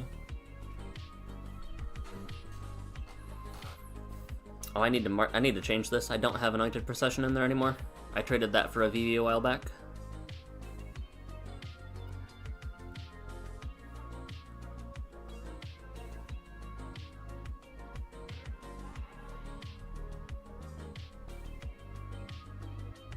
Okay, I think Socrates is pretty close to a pet card.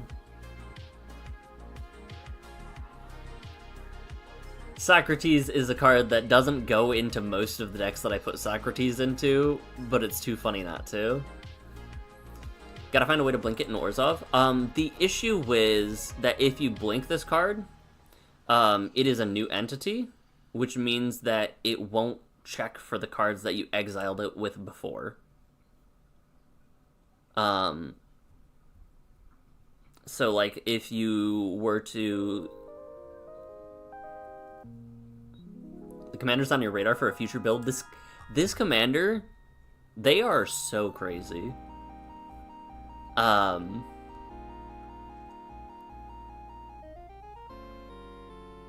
What specifically am I thinking? We've got... It just gets out of control so quick when you have, like, end-step blink effects and stuff like that.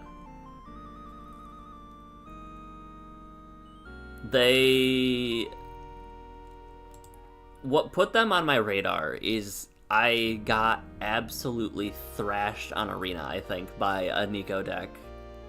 And I saw what can happen, and I read, oh, make copies of non-legendaries. Melee was the one. Melee was the effect I was thinking of for each player being attacked.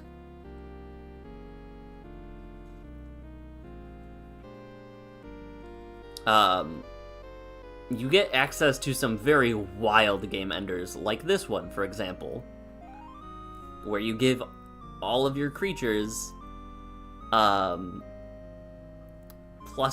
power for the amount of shards you had, basically. Or my personal favorite win con, and this one specifically is... Oh, where did you go? Calligrapher. Same thing, but slightly different.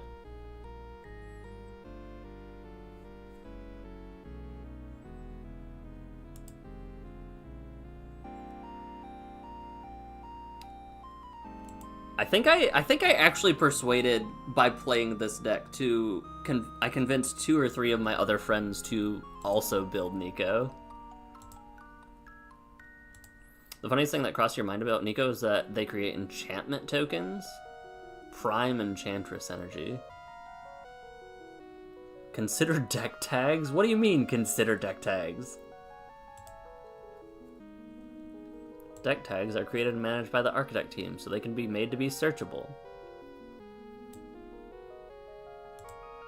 Fine. You convinced me.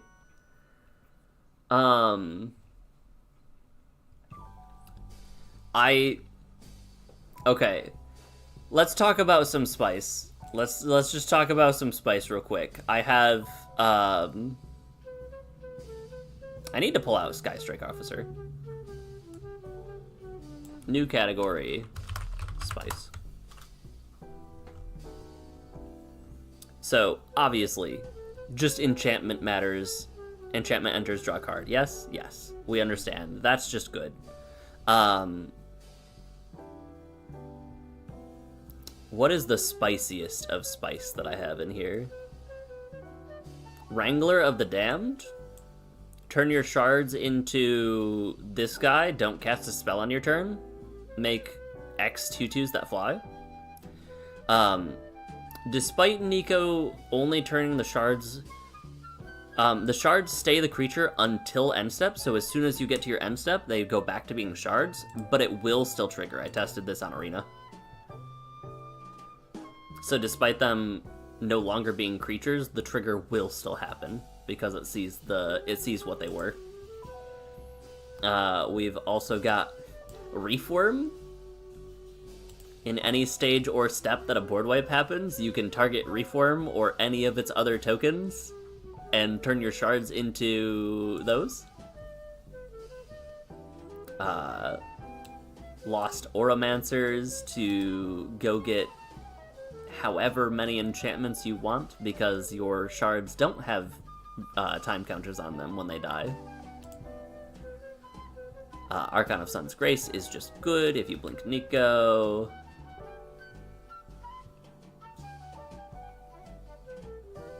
I think I mulled over the... These are crazy finishers, both combat and that. Muldrifter, you can evoke out Muldrifter if you have 5 mana. Evoke out Muldrifter, tap Nico to activate target Muldrifter before the evoke sacrifices it. And you'll draw 4 cards and get to swing with a bunch of flying Muldrifters. So that's pretty funny. Alright. My spiciest card. I run 1 copy of Templar Knights in this deck. A deck can have any number of cards named Templar Knights. I have chosen just 1. I can tap 5 untapped attacking Templar Knights and search for a legendary artifact and put it into play. So I can get my Akroma's Memorial, my Helm of the Host, or my Chimmel the Inner Sun by swinging with 5 shards and paying 1 to untap them. It's not good, but it is very funny. It's really not good. But I got it to work once.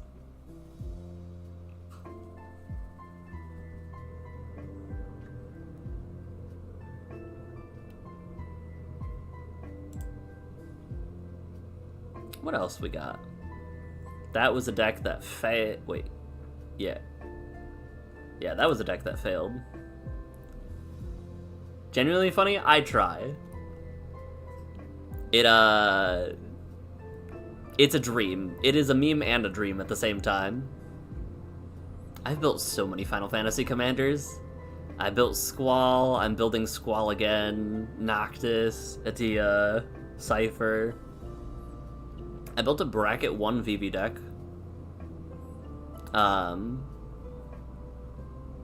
Say hello to 4 card type VV. Artifacts, creatures, enchantments, and lands. Estimated core bracket 2. Deck size is 96. I think I needed to put in these cards, but I don't remember if I actually put them in or if I just... No, I know I put in these guys. Categories. Hand refill. Hand refill. I don't remember if I put in these guys or not. Alright. I will get distracted if somebody says something about it again, but we're done not brewing a deck.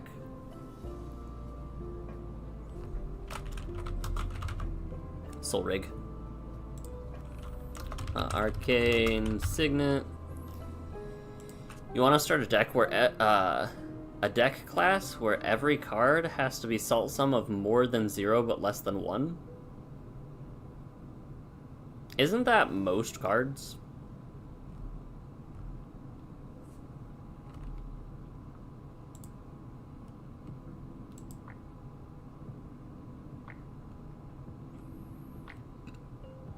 I feel like that's most cards. You might not be able to run Soul Ring. Yeah, you can't run Soul Ring. I forgot about that.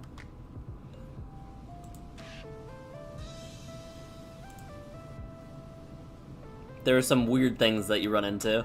Our enchantment count is way too high for Squall right now. There's a lot of cards with 0 salt sum. True, but not any of the basic lands. Not any of the basic lands. Which is wild. You almost can't run Island, right? Wasn't Island like 0.9 or something?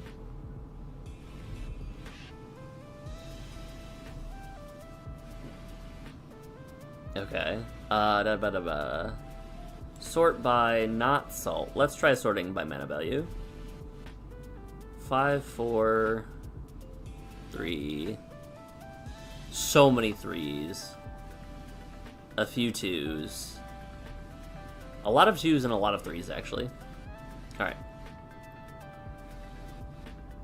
Great, absolutely sticking. It depends on the art? No way. What did I think of the hunted cards for Squall? Or Clackbridge Troll? Scryfall. Because you're referring for the first Squall, right? The Midgar Merc. So you're talking about these, I think.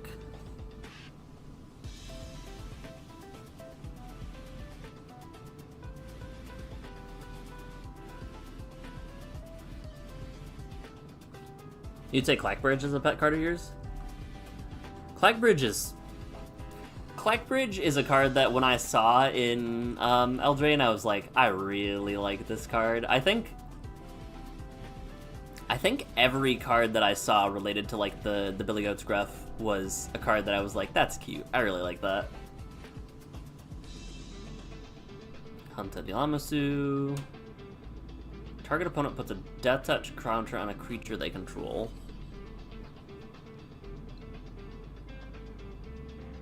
Alright, I'm getting distracted. I'll bite. I understand I'm going back on a tangent. I'm going back on a tangent, though. My deck. Squall. I don't remember which one is actually my paper deck.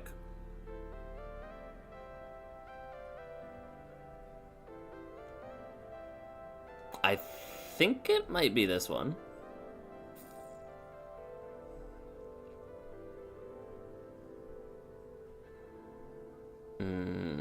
I don't know if I have a Danethot. I definitely don't have a Sword and Wealth and Power, so I don't think it's this one. Oh, I see Random Bull. This is absolutely the deck I have in paper. Mana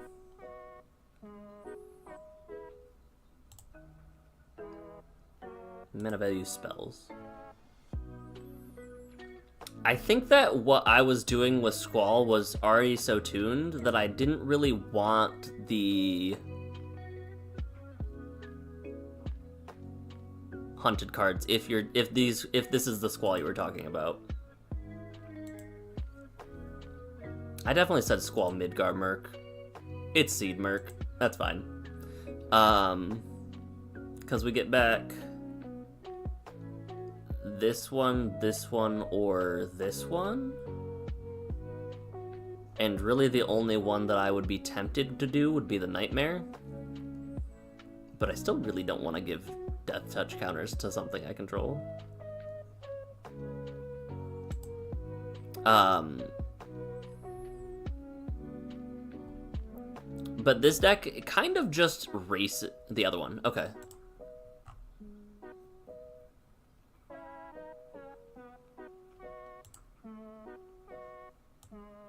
Let's do this then and take a peek. That wasn't Squall? This is Squall. But it's not Squall Midgar Mercenary. It's Seed Mercenary.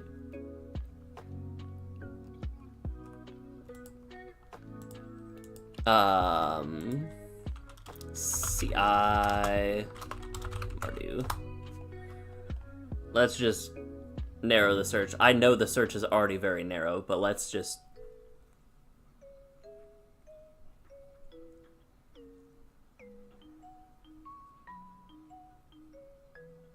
Okay, maybe Scryfall is having a moment.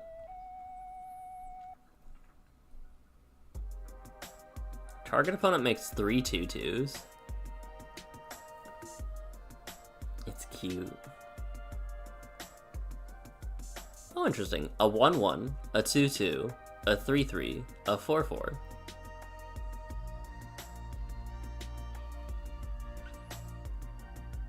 It's... Oh, there's the 1/1. Target opponent makes a 1/1. Target opponent makes 2 2s. Target opponent makes 3 3s. Target opponent makes 4/4.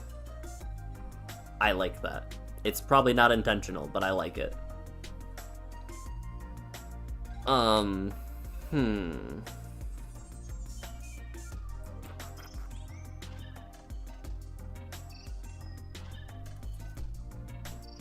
I think where I'm at right now with Squall is that 2 is a common number, so oftentimes someone might have a 2 power creature or a 2 toughness creature incidentally.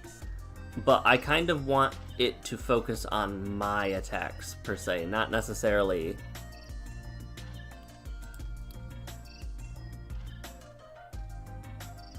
Let's take a peek. Clackbridge, doesn't that make... That doesn't make 2/2s, right?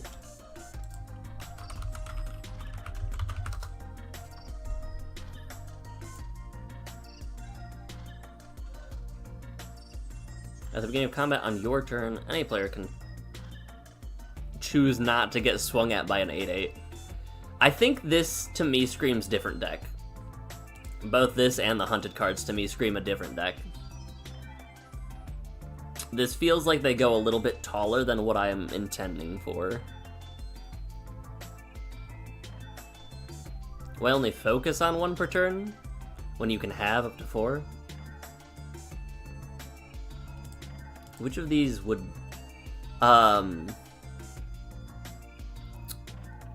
doesn't make a 2 power. Is 2 toughness, but doesn't make 2/2s. Is a 6/6 and only gives one person 2/2s. Does trigger. Doesn't trigger, doesn't trigger.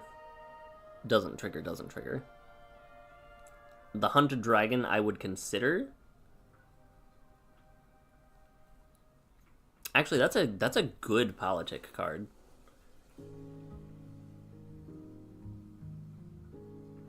So it takes 3 nights to slay a dragon. Neat. The knights see a mighty quarry. The dragon sees breakfast, lunch, and dinner. Alright, maybe not. Reading the flavor text. You have a deck, it's bad, but it's there? Hell yeah.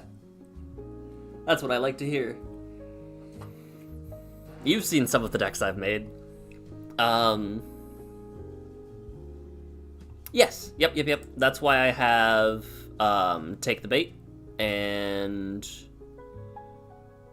What were some of the other cards? I have... This card's funny. I don't know if it's good, but it is funny. Whenever a creature with greater power or toughness... Whenever a creature blocks or is blocked by a creature with lesser power, you pop the lesser power creature. So if you attack with a 2/3 and it gets blocked by a 3/2, your guy will die. But vice versa is also true. What else did I have? I had some stuff that made... Yep. Curse of Disturbance to encourage giving people 2/2s.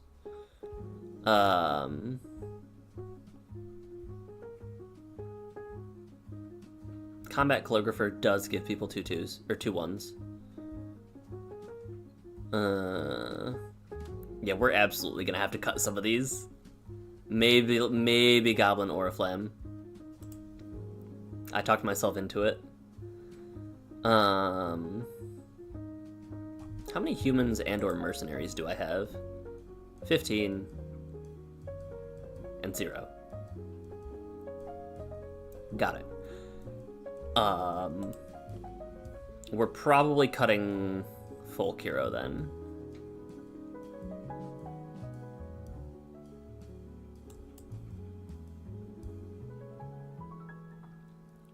Because draw 1 is not quite as good as, for example, Winota, who lets us dig 6. Criminal Past. Creature cards in your graveyard. We have a lot of creatures. First time you draw a card. Yep, that one was solid. Didn't really have a drawback. This is another one that I was thinking of for like the group slug politic-y effect thing. Whenever one or more creatures attack, you can pay 1. It's not just you. Yeah, I forgot you might not have been here when I started doing the deck building. Do I have Ink Shield in the deck?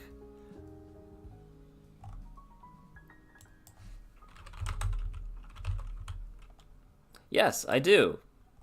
Already covered that base. I have the foresight. Talking through deck building. Final Fantasy VIII was a great game. I got stuck on disc 4 of Final Fantasy VIII. At the very beginning, there was a boss fight that I could not do and didn't realize I could go back and grind when I had the discs. Final Fantasy VIII. There are 4 players in a Magic game. 4 times 2 is 8. So, 2 is the number I'm focusing on exclusively when I'm building this deck. It is 100% a gimmick. But it's one that I'm willing to do. But you did remind me to go back and edit. Oh, I love this song so much. Sliding on a Slippery Slope. DJ Cutman. Color identity, Mardu, O. Each player. Let's do this.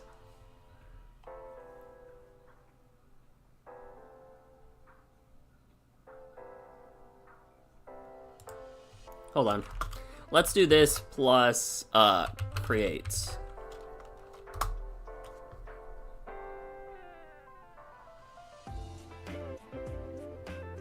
Each player discards all cards in their hand, then makes that many zombies. Wait a minute.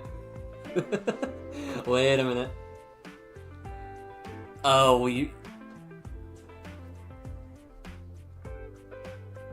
This to me screams, hey,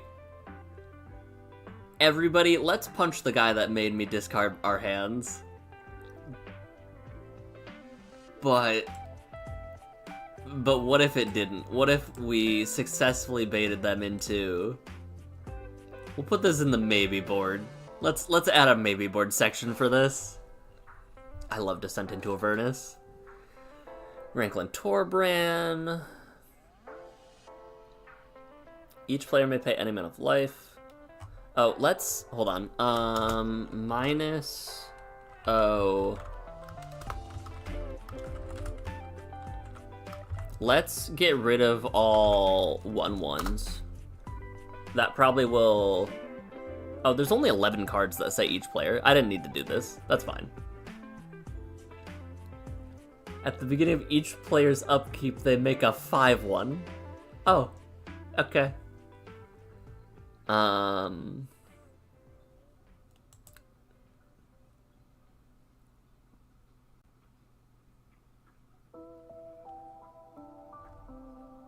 Do I put this random reserve list card into this deck? This works really good for what I'm trying to do. At the beginning of each upkeep, if this enchantment is on the battlefield, each player makes a 2/2 for each creature card in their graveyard. And then at the end step, or if this leaves play, destroy them all.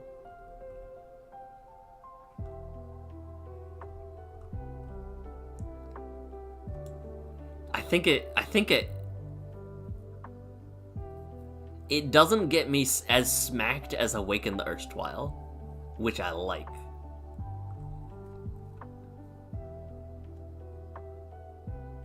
I think I need to reference my Cypher deck real quick, because I'm noticing a lot of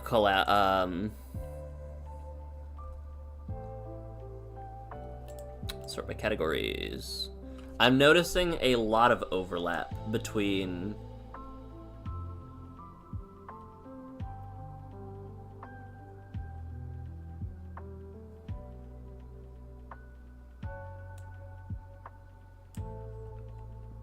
I have to. Shuffler Boogie, my guy, I have to. I'm noticing a lot of overlap between, like, the cards that this deck wants and the cards that deck wants, like Karazakar. Just stuff that incentivizes people to attack other people and not necessarily forces them to, I think makes it better. Because whenever an opponent attacks another one of your opponents, you and them draw a card and lose a life. For each opponent, go to creature.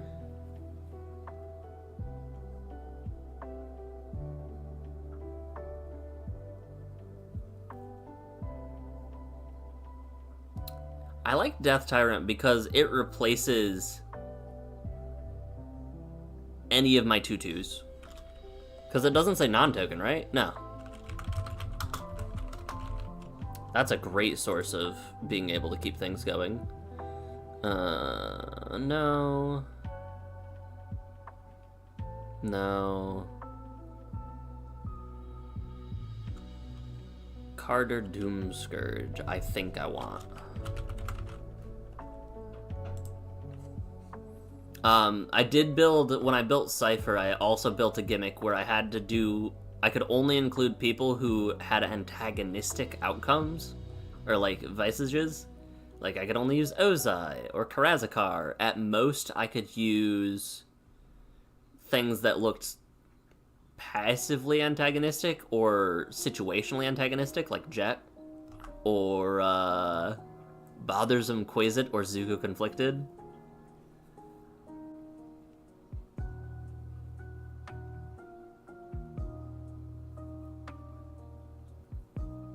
Generous Plunderer. I just realized this card is great in Commander. Much better than in 1v1. Because only an opponent makes a treasure.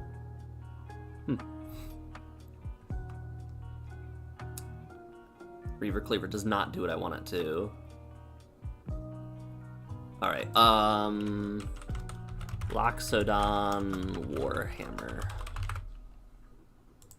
That gives a plus X plus O buff, yes? Yes.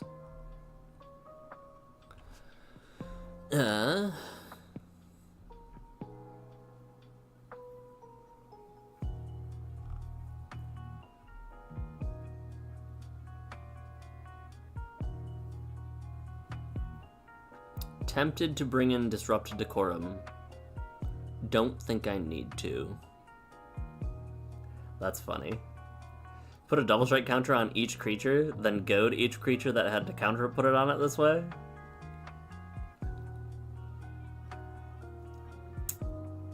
Yeah. I think Disrupt Decorum is the only other card that I'll bring in from this deck. And I think we're good to go. Put you back over here. And keep going.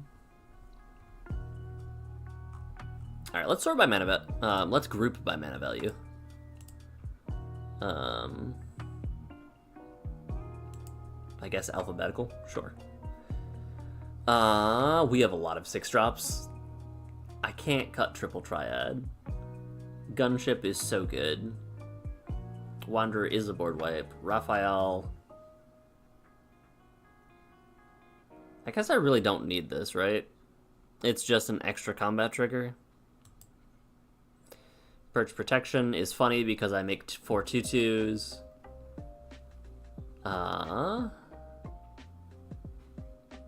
Each creature you control gets plus... Attacking a player gets +1/+0 for each creature that player controls. Alright. Our 5-drops, I guess... Or our 6-drops, I guess we have 5 of them. Athari might be too slow. As much as Grish liked... Did I really pick up this card when it was like $2 or $3?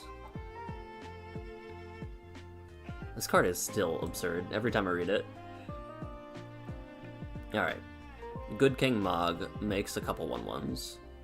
Buffs each Moogle, but they still get benefit from Squall. Whenever you cast a non-creature spell this turn, make a copy of a non-saga token.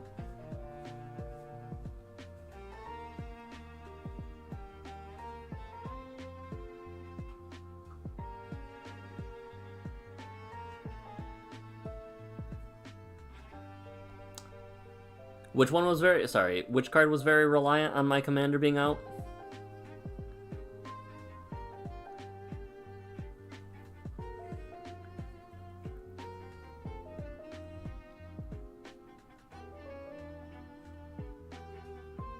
Must be blocked if able to. Interesting.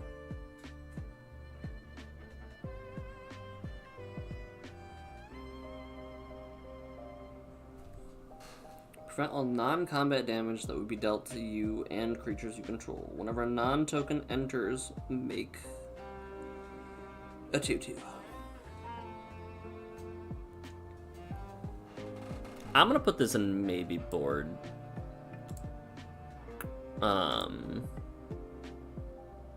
Where'd you go? You were down here. Ishin and Windcrag.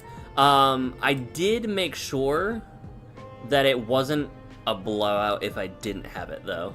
You are down here. You get to go over here. Maybe board. Back to mana value of spells. I... Hold. Let's actually start searching things.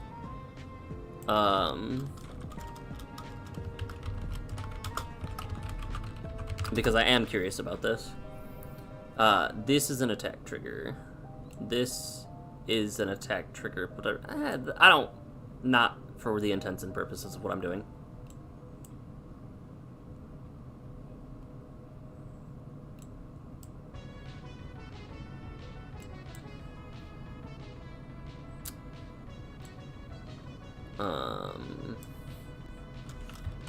Combat... What's a good word for this? Enhancement? Sure. We'll say combat enhancement for now. That's an enters effect.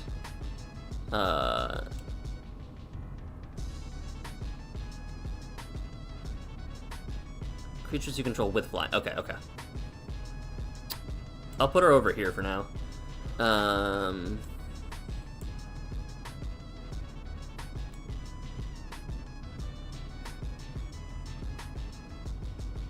I'm gonna say this is more combat enhancement. Bone Cairn. That's combat enhancement for sure.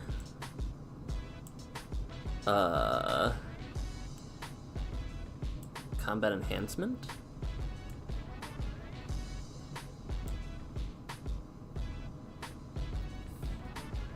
I forgot about Bushido.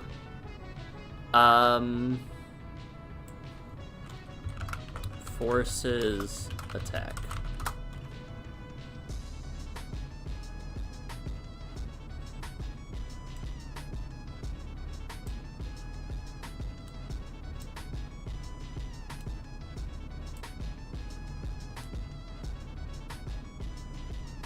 I'll leave Windborn Muse in its own thing for now.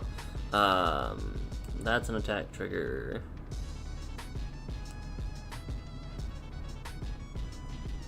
I'm gonna put this in attack trigger just because it doesn't make it have to happen.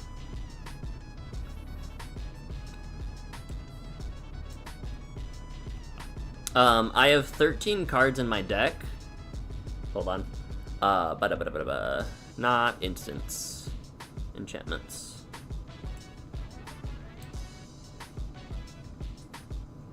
Enters. No quarter.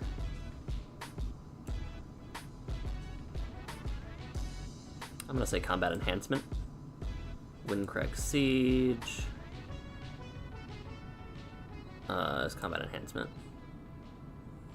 Tavern Brawler, that's an upkeep trigger. Shared Animosity is an attack trigger. So we're almost there. We're almost to where I need to be.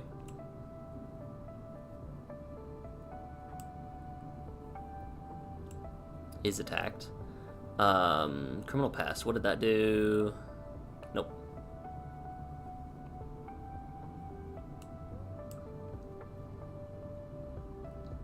Whenever you attack, whenever this creature attacks a player,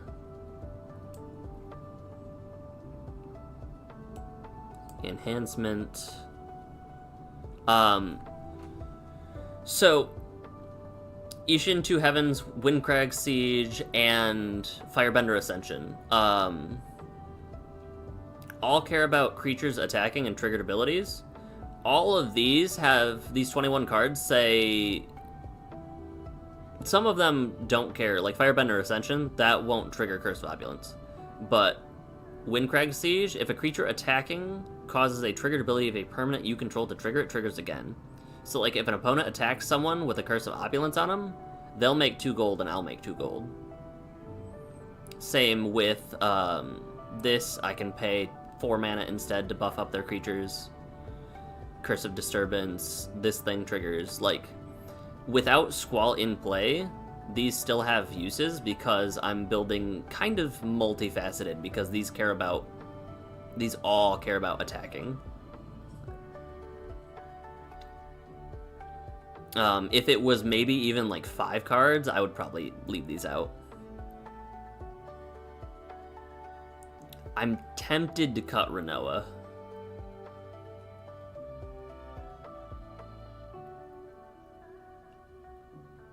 Yeah, we have 14 cards to cut. We'll cut Renoa. Sorry. Sorry, friend.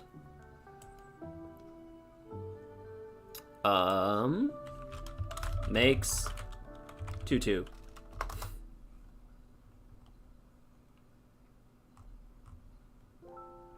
Let's rename that.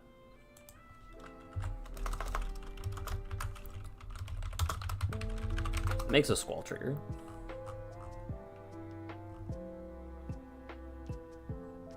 We'll name it that because they don't have to be 2/2s. Protection.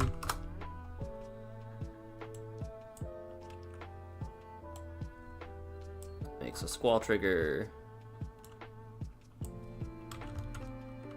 Card selection. What do we got? Removal? Interaction?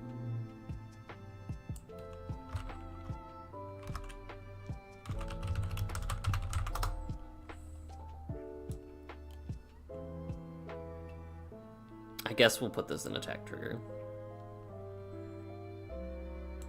This is also an attack trigger. Other attacking creatures gain indestructible. We really...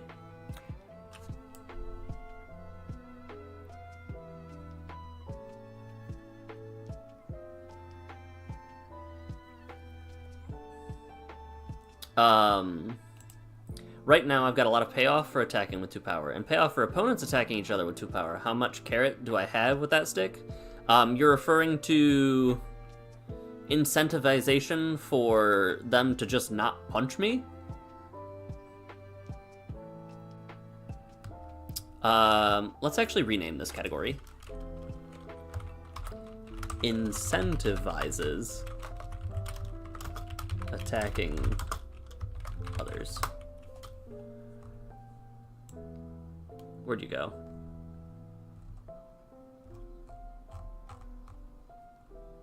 You went over here.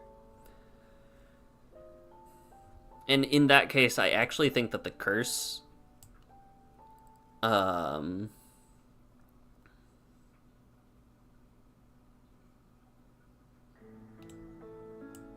putting incentivizes in quotes because some of them are incentivizes because it forces them to attack other players.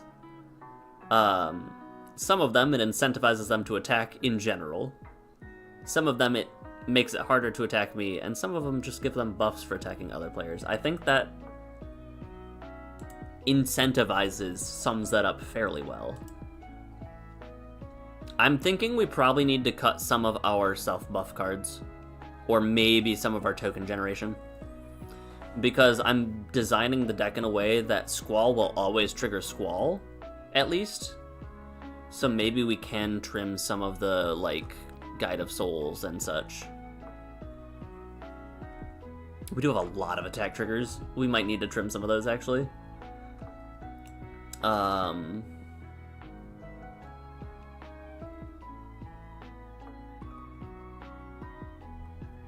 Where's my Make Squall trigger?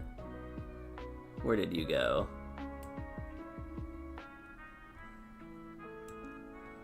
Makes a Squall trigger, makes a Squall trigger, makes a Squall trigger. I'll put this in incentivizes attacking others.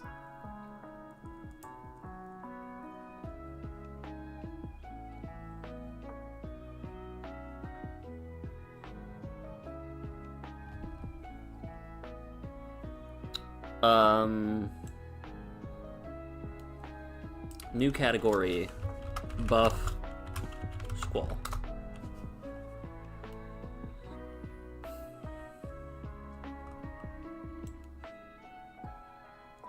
This does a lot of stuff. Eternal Wanderer does so many things. It blinks a thing so that it can't attack, or it makes a 2/2 that triggers Squall, or it's a board wipe. I'm gonna put this in the interaction pile. Same as Fated Clash. Disrupt Decorum is in the incentivize others. This makes a Squall trigger.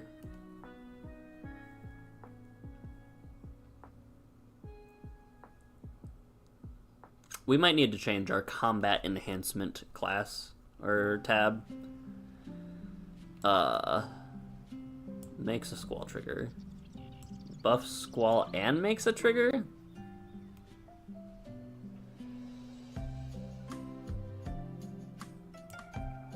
What a dilemma. Buff Squall. Makes a Squall trigger.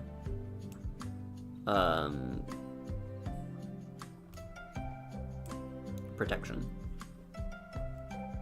Chainsaw, buff Squall. Bronze Cudgels, buff Squall. Bronze Cudgels. Every time I look at this card, I'm like, this is silly. And an insanely expensive mana dump. But if you pay 6 mana, you get 6 power. At that point, it's the returns are very good. Because if you pay 8 mana, you get 10 power. That's so much mana, and I probably won't have that mana actually ever to... Well... Firebending. Realistically, I won't have that mana. Pack Attack. Buff Squall. Buff Squall. Protection. Interaction? This goes in the interaction pile. Same with this. Feint is such a weird card. Tap all creatures blocking target attacking creature. Prevent all combat damage to be dealt to this turn by that creature and each blocking creature.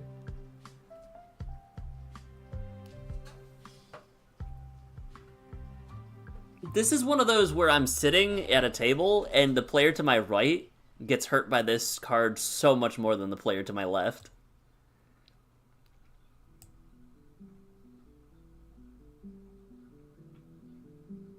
Oh, this deck is so weird. Valdivian Rage is a buff, right? Yeah.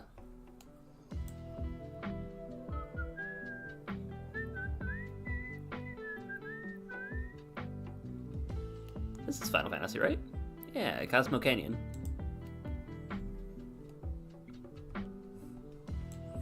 This goes into my card selection category, mainly because I'm just forcing it. Gotta go back to last minute prep for a tabletop game. Thanks for hanging out and chatting for a while, I appreciate it. I hope your tabletop game goes well. Protection? Nah, this is a token generator. Makes a Squall trigger. Makes a Squall trigger.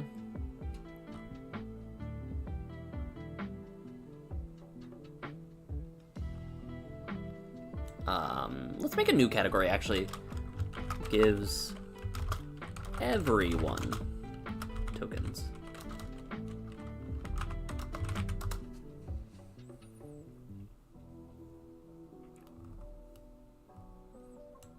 This can go in the protection category since the indestructible side. No Quarter is like the opposite of protection.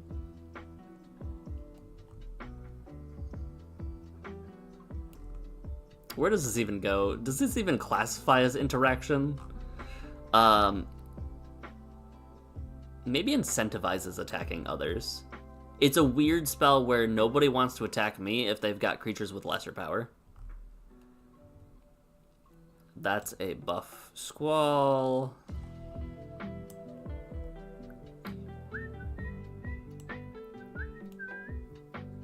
It and other creatures get +2/+0 and Undying. Neat. Incentivizes attacking others.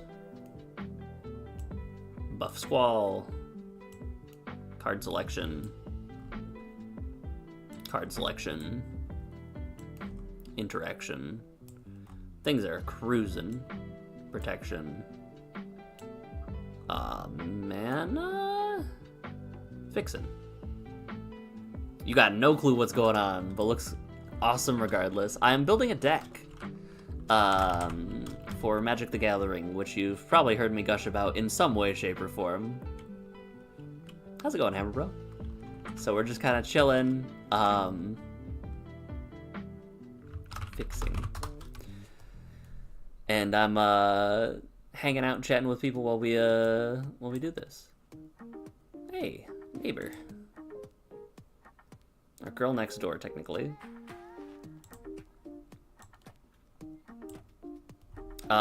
These are all cards that exist in paper form in Magic the Gathering. I don't have a lot of these, but I'm building a deck that, it's a 4-player game. I think I've told you about this maybe, but you try to get their life total down to 0. This guy, cares about everybody attacking everybody else, and it punches them in the face whenever they do so, pretty much. He's from Final Fantasy VIII, a game that I didn't actually finish because I got stuck on the last disc.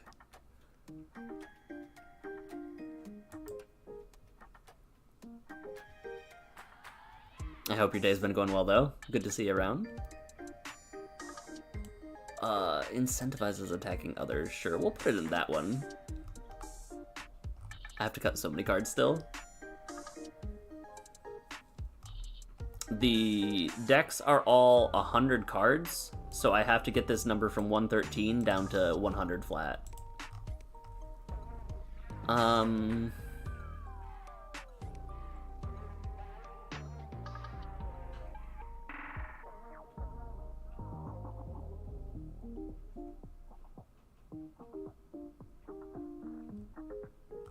Let's see. I actually think that where's my Squall triggers? Ink Shield should go into protection. So should this spell. And this spell?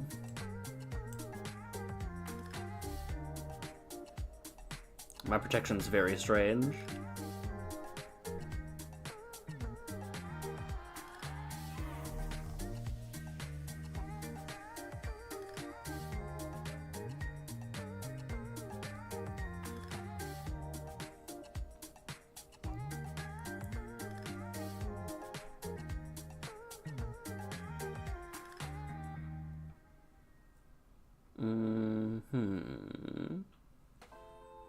Creatures in your graveyard, +2/+0 and Undying. Trample Lifelink. Number of non-basic lands. Doesn't look like something that could be easily explained in a few minutes.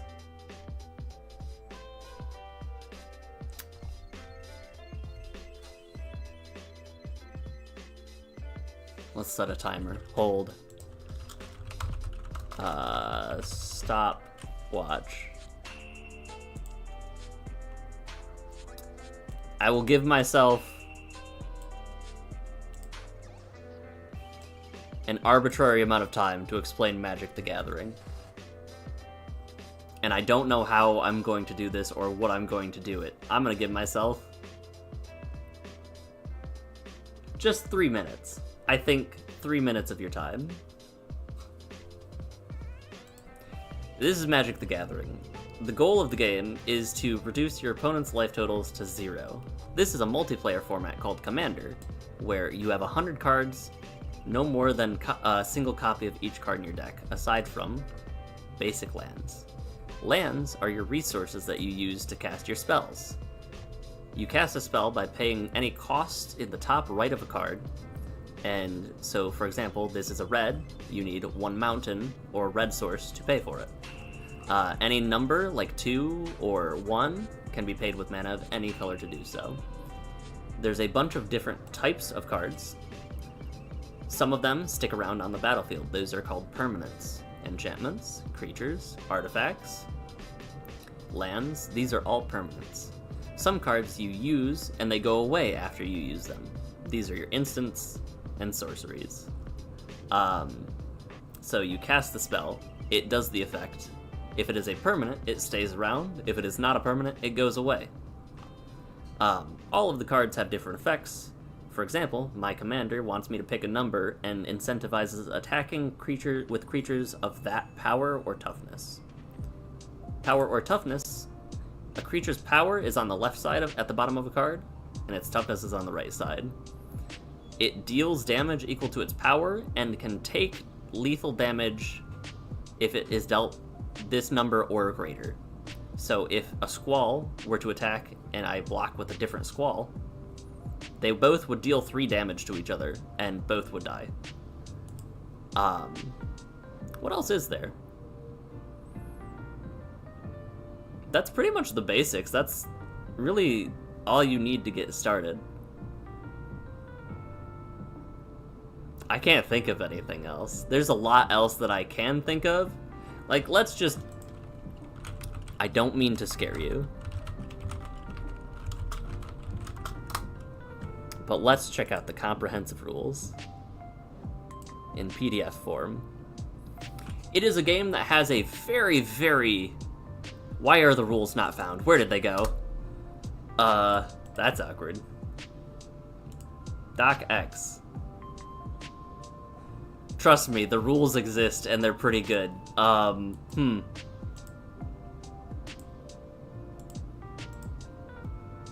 Well, it is one of the most comprehensive rules in any card game that I've played. For example, this is the rules. There's 200 pages worth of rules that make sure that the game works as intended, and you can do what you're trying to do. It's cool. It's intensive. You got a little hungry and eated them? It's fine, we had a backup. The rules are that there are no rules?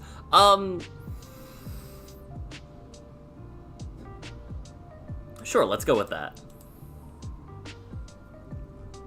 Yeah, I'm trying to make this deck 13 cards cheaper. I would say that was a decent enough crash course.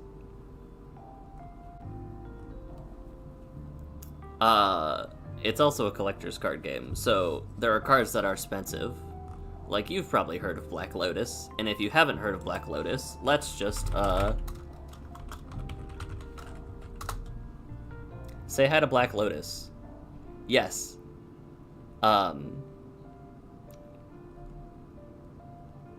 Yeah, prices. I don't own one of these.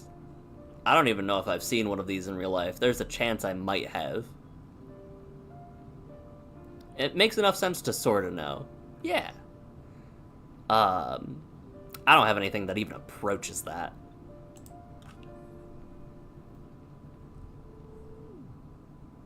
Let's go back to sorting by categories. Yeah, some cards... How much did Post Malone pay for the One Ring? So, there was a Lord of the Rings collaboration, and there was a one of One Ring. It's really pretty. But Post Malone did buy it for somewhere between $2 and $2.6 million.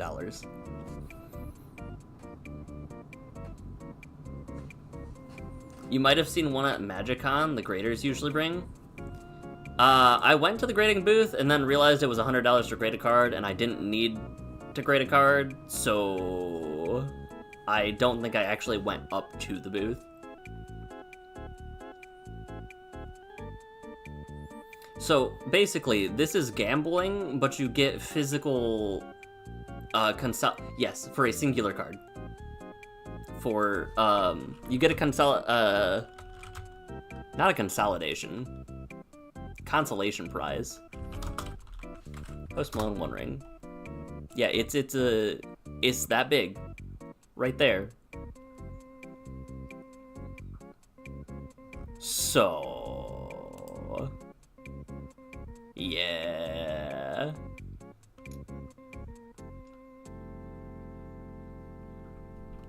yeah... Card markets are crazy. There's a reason that you hear every so often about Pokemon collectors going off the walls for stuff and being degenerate. Luckily, it's not all Pokemon collectors. It's just bad apples. And they rotate from group to group. They came to Magic for when Final Fantasy was around. Now they're over at One Piece. Alright, let's see.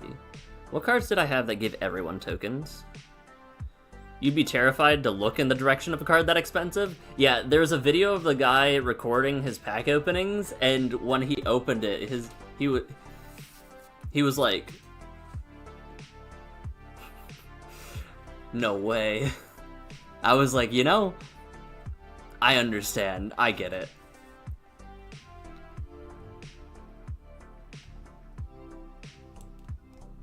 It gives everyone tokens.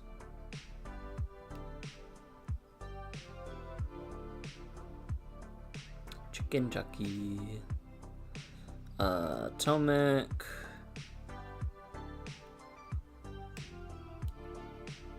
Buff Squall. I really don't need Raid Bombardment. That does not actually seem good to me. I'm gonna put this in card selection now.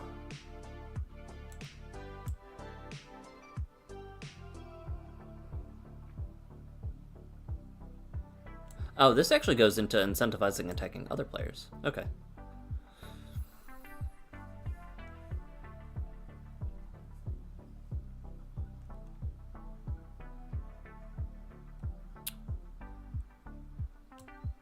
Card selection? Because this lets me draw a card?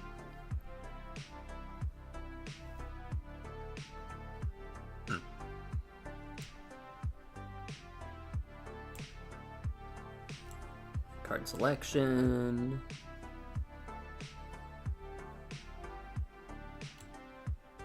Where's my mana? Mana fixing.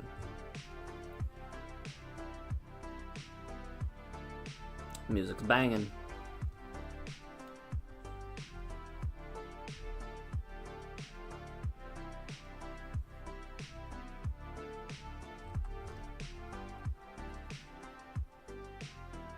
I definitely thought I had more stuff that gives everyone tokens, but maybe I don't.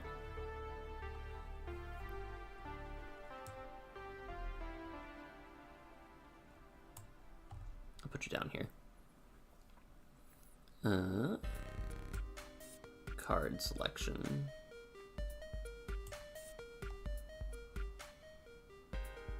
Now this is Donkey Kong Country, Aquatic Ambience remix? Yeah. Aquatic Ambience is such a good song. To the point where I don't know if I like this remix as much.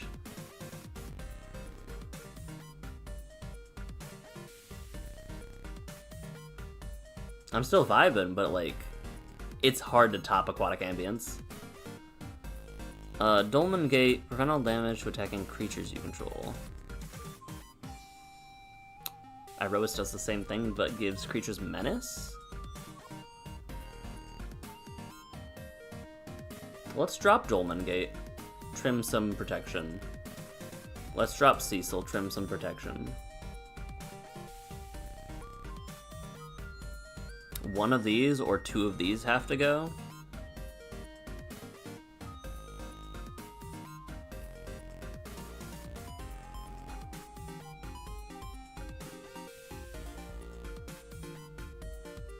The weird thing about this deck I'm realizing is that, like,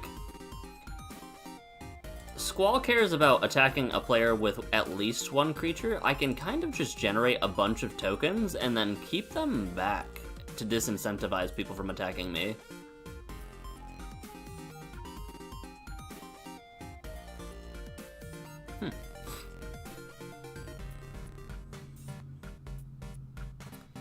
Bone Cairn Butcher. This is card selection.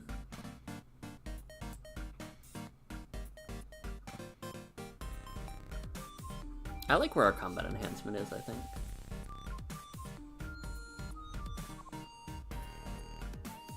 Good King Mog, the 12th.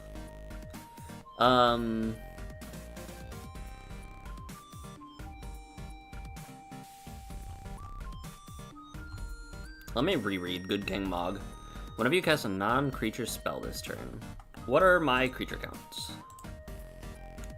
A quarter of my deck. So over half of my deck does not trigger that spell. I'm going to let that go. Good King Mog, I'm sorry.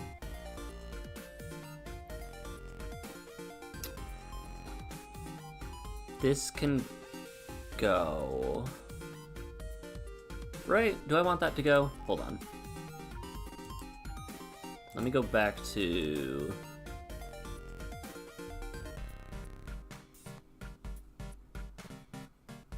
Prevents all non-combat damage dealt to you and creatures you control.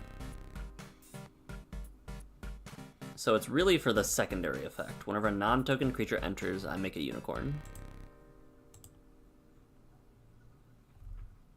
That is a lot of my deck.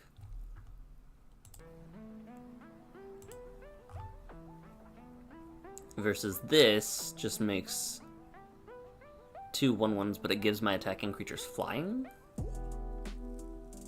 How many enchantments do I run? Type. Enchantment. 24.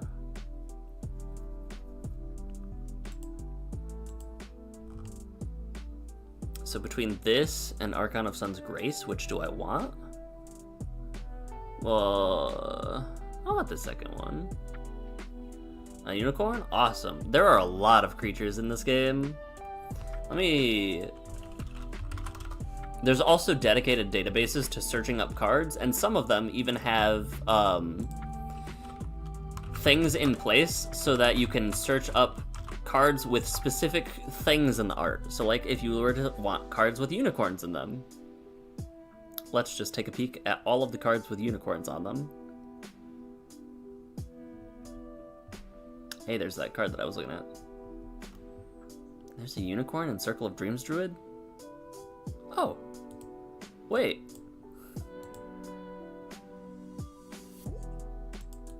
Open image in new tab. It's there. It's right here. I didn't realize that. Hi, Deadpool.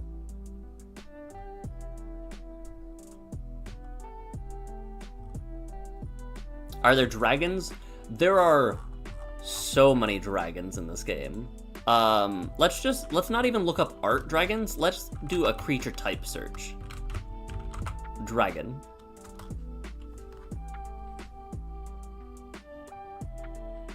There are 430 cards in Magic the Gathering where the card type includes dragon. Some of them are really weird, like a Scorpion Dragon Rogue.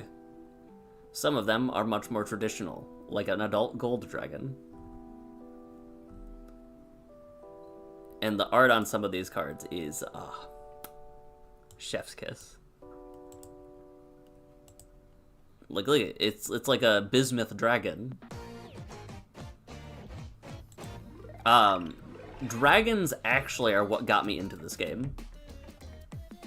Dragons are the precursor to how I got into this game more specifically. MTG dual deck Knights versus Dragons. So for Christmas one year, I got this, a dual deck of Knights versus Dragons, and I'm like, I don't know what Magic the Gathering is. I really don't know if I want to learn what Magic the Gathering is. However, it had a 60-card deck that was chock full of dragons, like this guy. And I'm like, that is sick as hell. So it kind of just stayed in my dresser for years.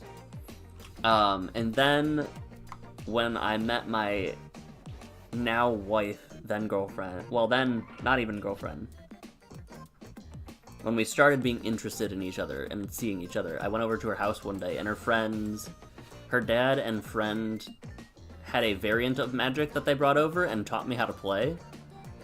And I'm like, I kind of like this a lot. I like this a lot. And I got hooked, and now I play way more than she does. So she got me into it, and that I've spent a lot of time, a lot of money. I know a little bit about Magic the Gathering, you could say. There's bone dragons. Look at this guy. The art on these cards is phenomenal. Alright, I need to show you the card that Grish wants me to.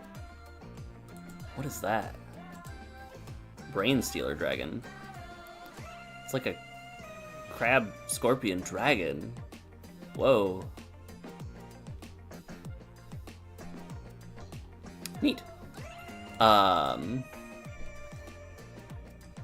There are dinosaurs, there are dragons, there are so many creatures in this game.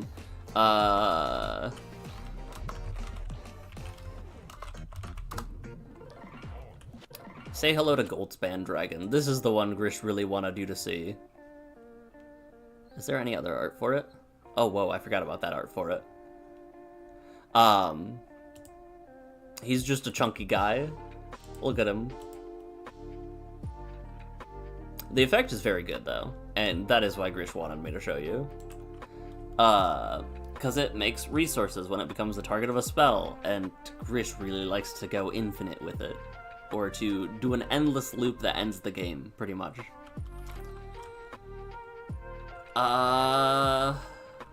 MTG, list of creature types. Let's check the comprehensive... No, I'm not interested. Let's check the comprehensive list of creature types in this game. Just a little dude. He's just a chunky guy.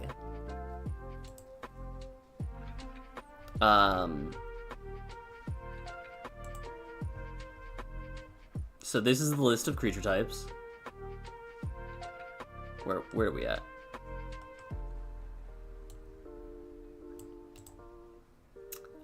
Some standout creature types. Badger.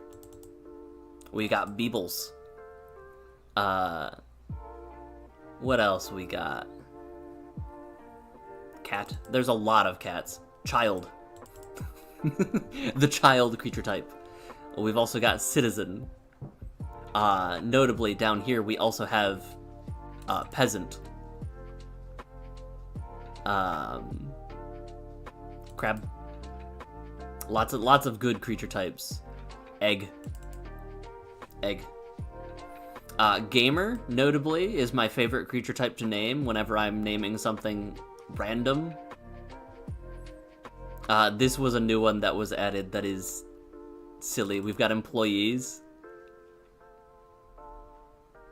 Minions. Lots of very different creature types. And some of these even have stuff that buff other ones of this type. Tentacles. There's unicorns. Tyranids, because there was a Warhammer collab. Wombat.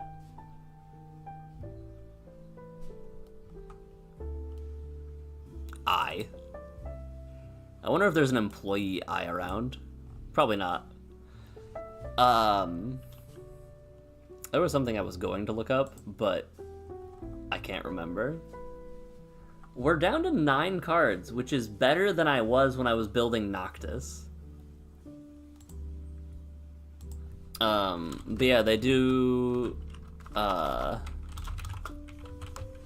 they release sets every couple months. Now every couple months, actually. So like for this year, we've got Lower When Eclipsed. They're doing collaborations with other IPs, so we've got Teenage Mutant Ninja Turtles, Marvel Superheroes, The Hobbit, and Star Trek this year. Awesome card game ever made? Yeah, it's got gamers. They did Final Fantasy, Spider-Man, and they just did Avatar: The Last Airbender. But then the other actual, the in-universe sets, so like the stuff that is Magic made is also solid. Like they made a space set. And some of the art in that is so cool.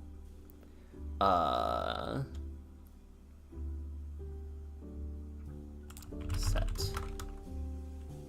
Edge. EOE. Like, look at this.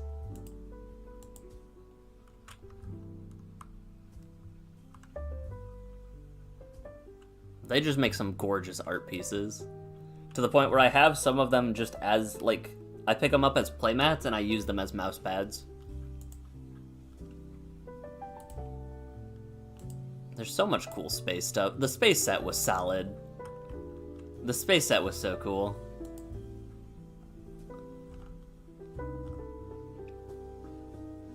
Let me... Oh, what was it? Super Void. There are some alternate arts for cards, so like... That's a card that exists, and it's kind of sick. But I like this. I don't want to go to Reddit. No, please. Anywhere else. I'm getting so distracted. These artists probably get paid a lot for that. Yeah. They also have... Oh, it's so gorgeous. They have conventions dedicated to Magic the Gathering. So, like, for example, upcoming this soon is MagicCon Vegas. But the reason I bring it up is actually because they have artist booths. And so, like, artists that worked on the cards will actually be there so you can, like, get your cards signed and stuff like that. And they have, like, various printouts and stuff that you can get from that artist as well. There's an E at the end of that. Sorry, Mark Poole.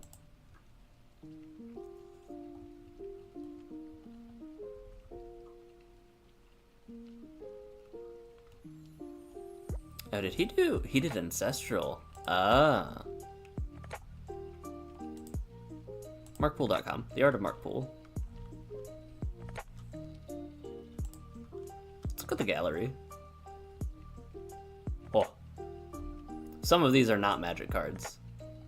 I think most of these are not Magic cards. But there are prints of Magic cards, like Ugin's Labyrinth.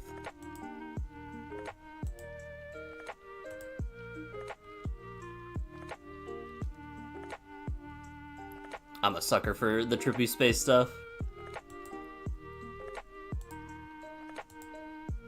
Alright, let's close out of some tabs that I've opened. And go back to Tekken Wimdy. Alright, I'm going to... We've got 9 cards to cut. I'll probably tinker with this, finish this up. But I do need to hop off and work on some other things. I made a dent into making this deck. Yeah, usually on Mondays I either play this card game or brew something for this card game. Recently it was brewing because I got 3 or 4 cards that I'm like, I really want to build a deck around and test out and see if I want to consider putting them into paper so that I can play with other people live. But I'm going to be out of here. I don't think Wojtek's chilling around, but I will be doing a short stream on Wednesday, I think. I have some stuff I have to prep for the weekend. I have some stuff I gotta do. And I don't think I will stream on Friday, actually. So I want to make good on my promise that I would look at what a... Oh, why can I not remember the name? The Stowaway. I want to find a stowaway on Wednesday to soothe Wojtek and not make myself a liar. But it might be a shorter stream so I can keep prepping for some stuff that I've been working on. I'm going to get out of your hair. I hope you guys have a great rest of your week. Thanks for hanging out and chatting with me, learning bits and pieces about Magic the Gathering and the like. I'm going to be back for a short stream on Wednesday. You love stowaways? I've apparently walked under them. I don't know what they look like still, so. Shorter stream on Wednesday, no stream on Friday. Also, I don't think a stream on next Monday.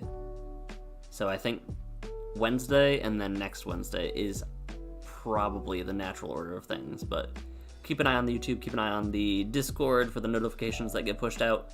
I'll be lurking around. For now, take it easy, take care of yourselves, and always remember to tell the people you care about that you love them. I'll see you later.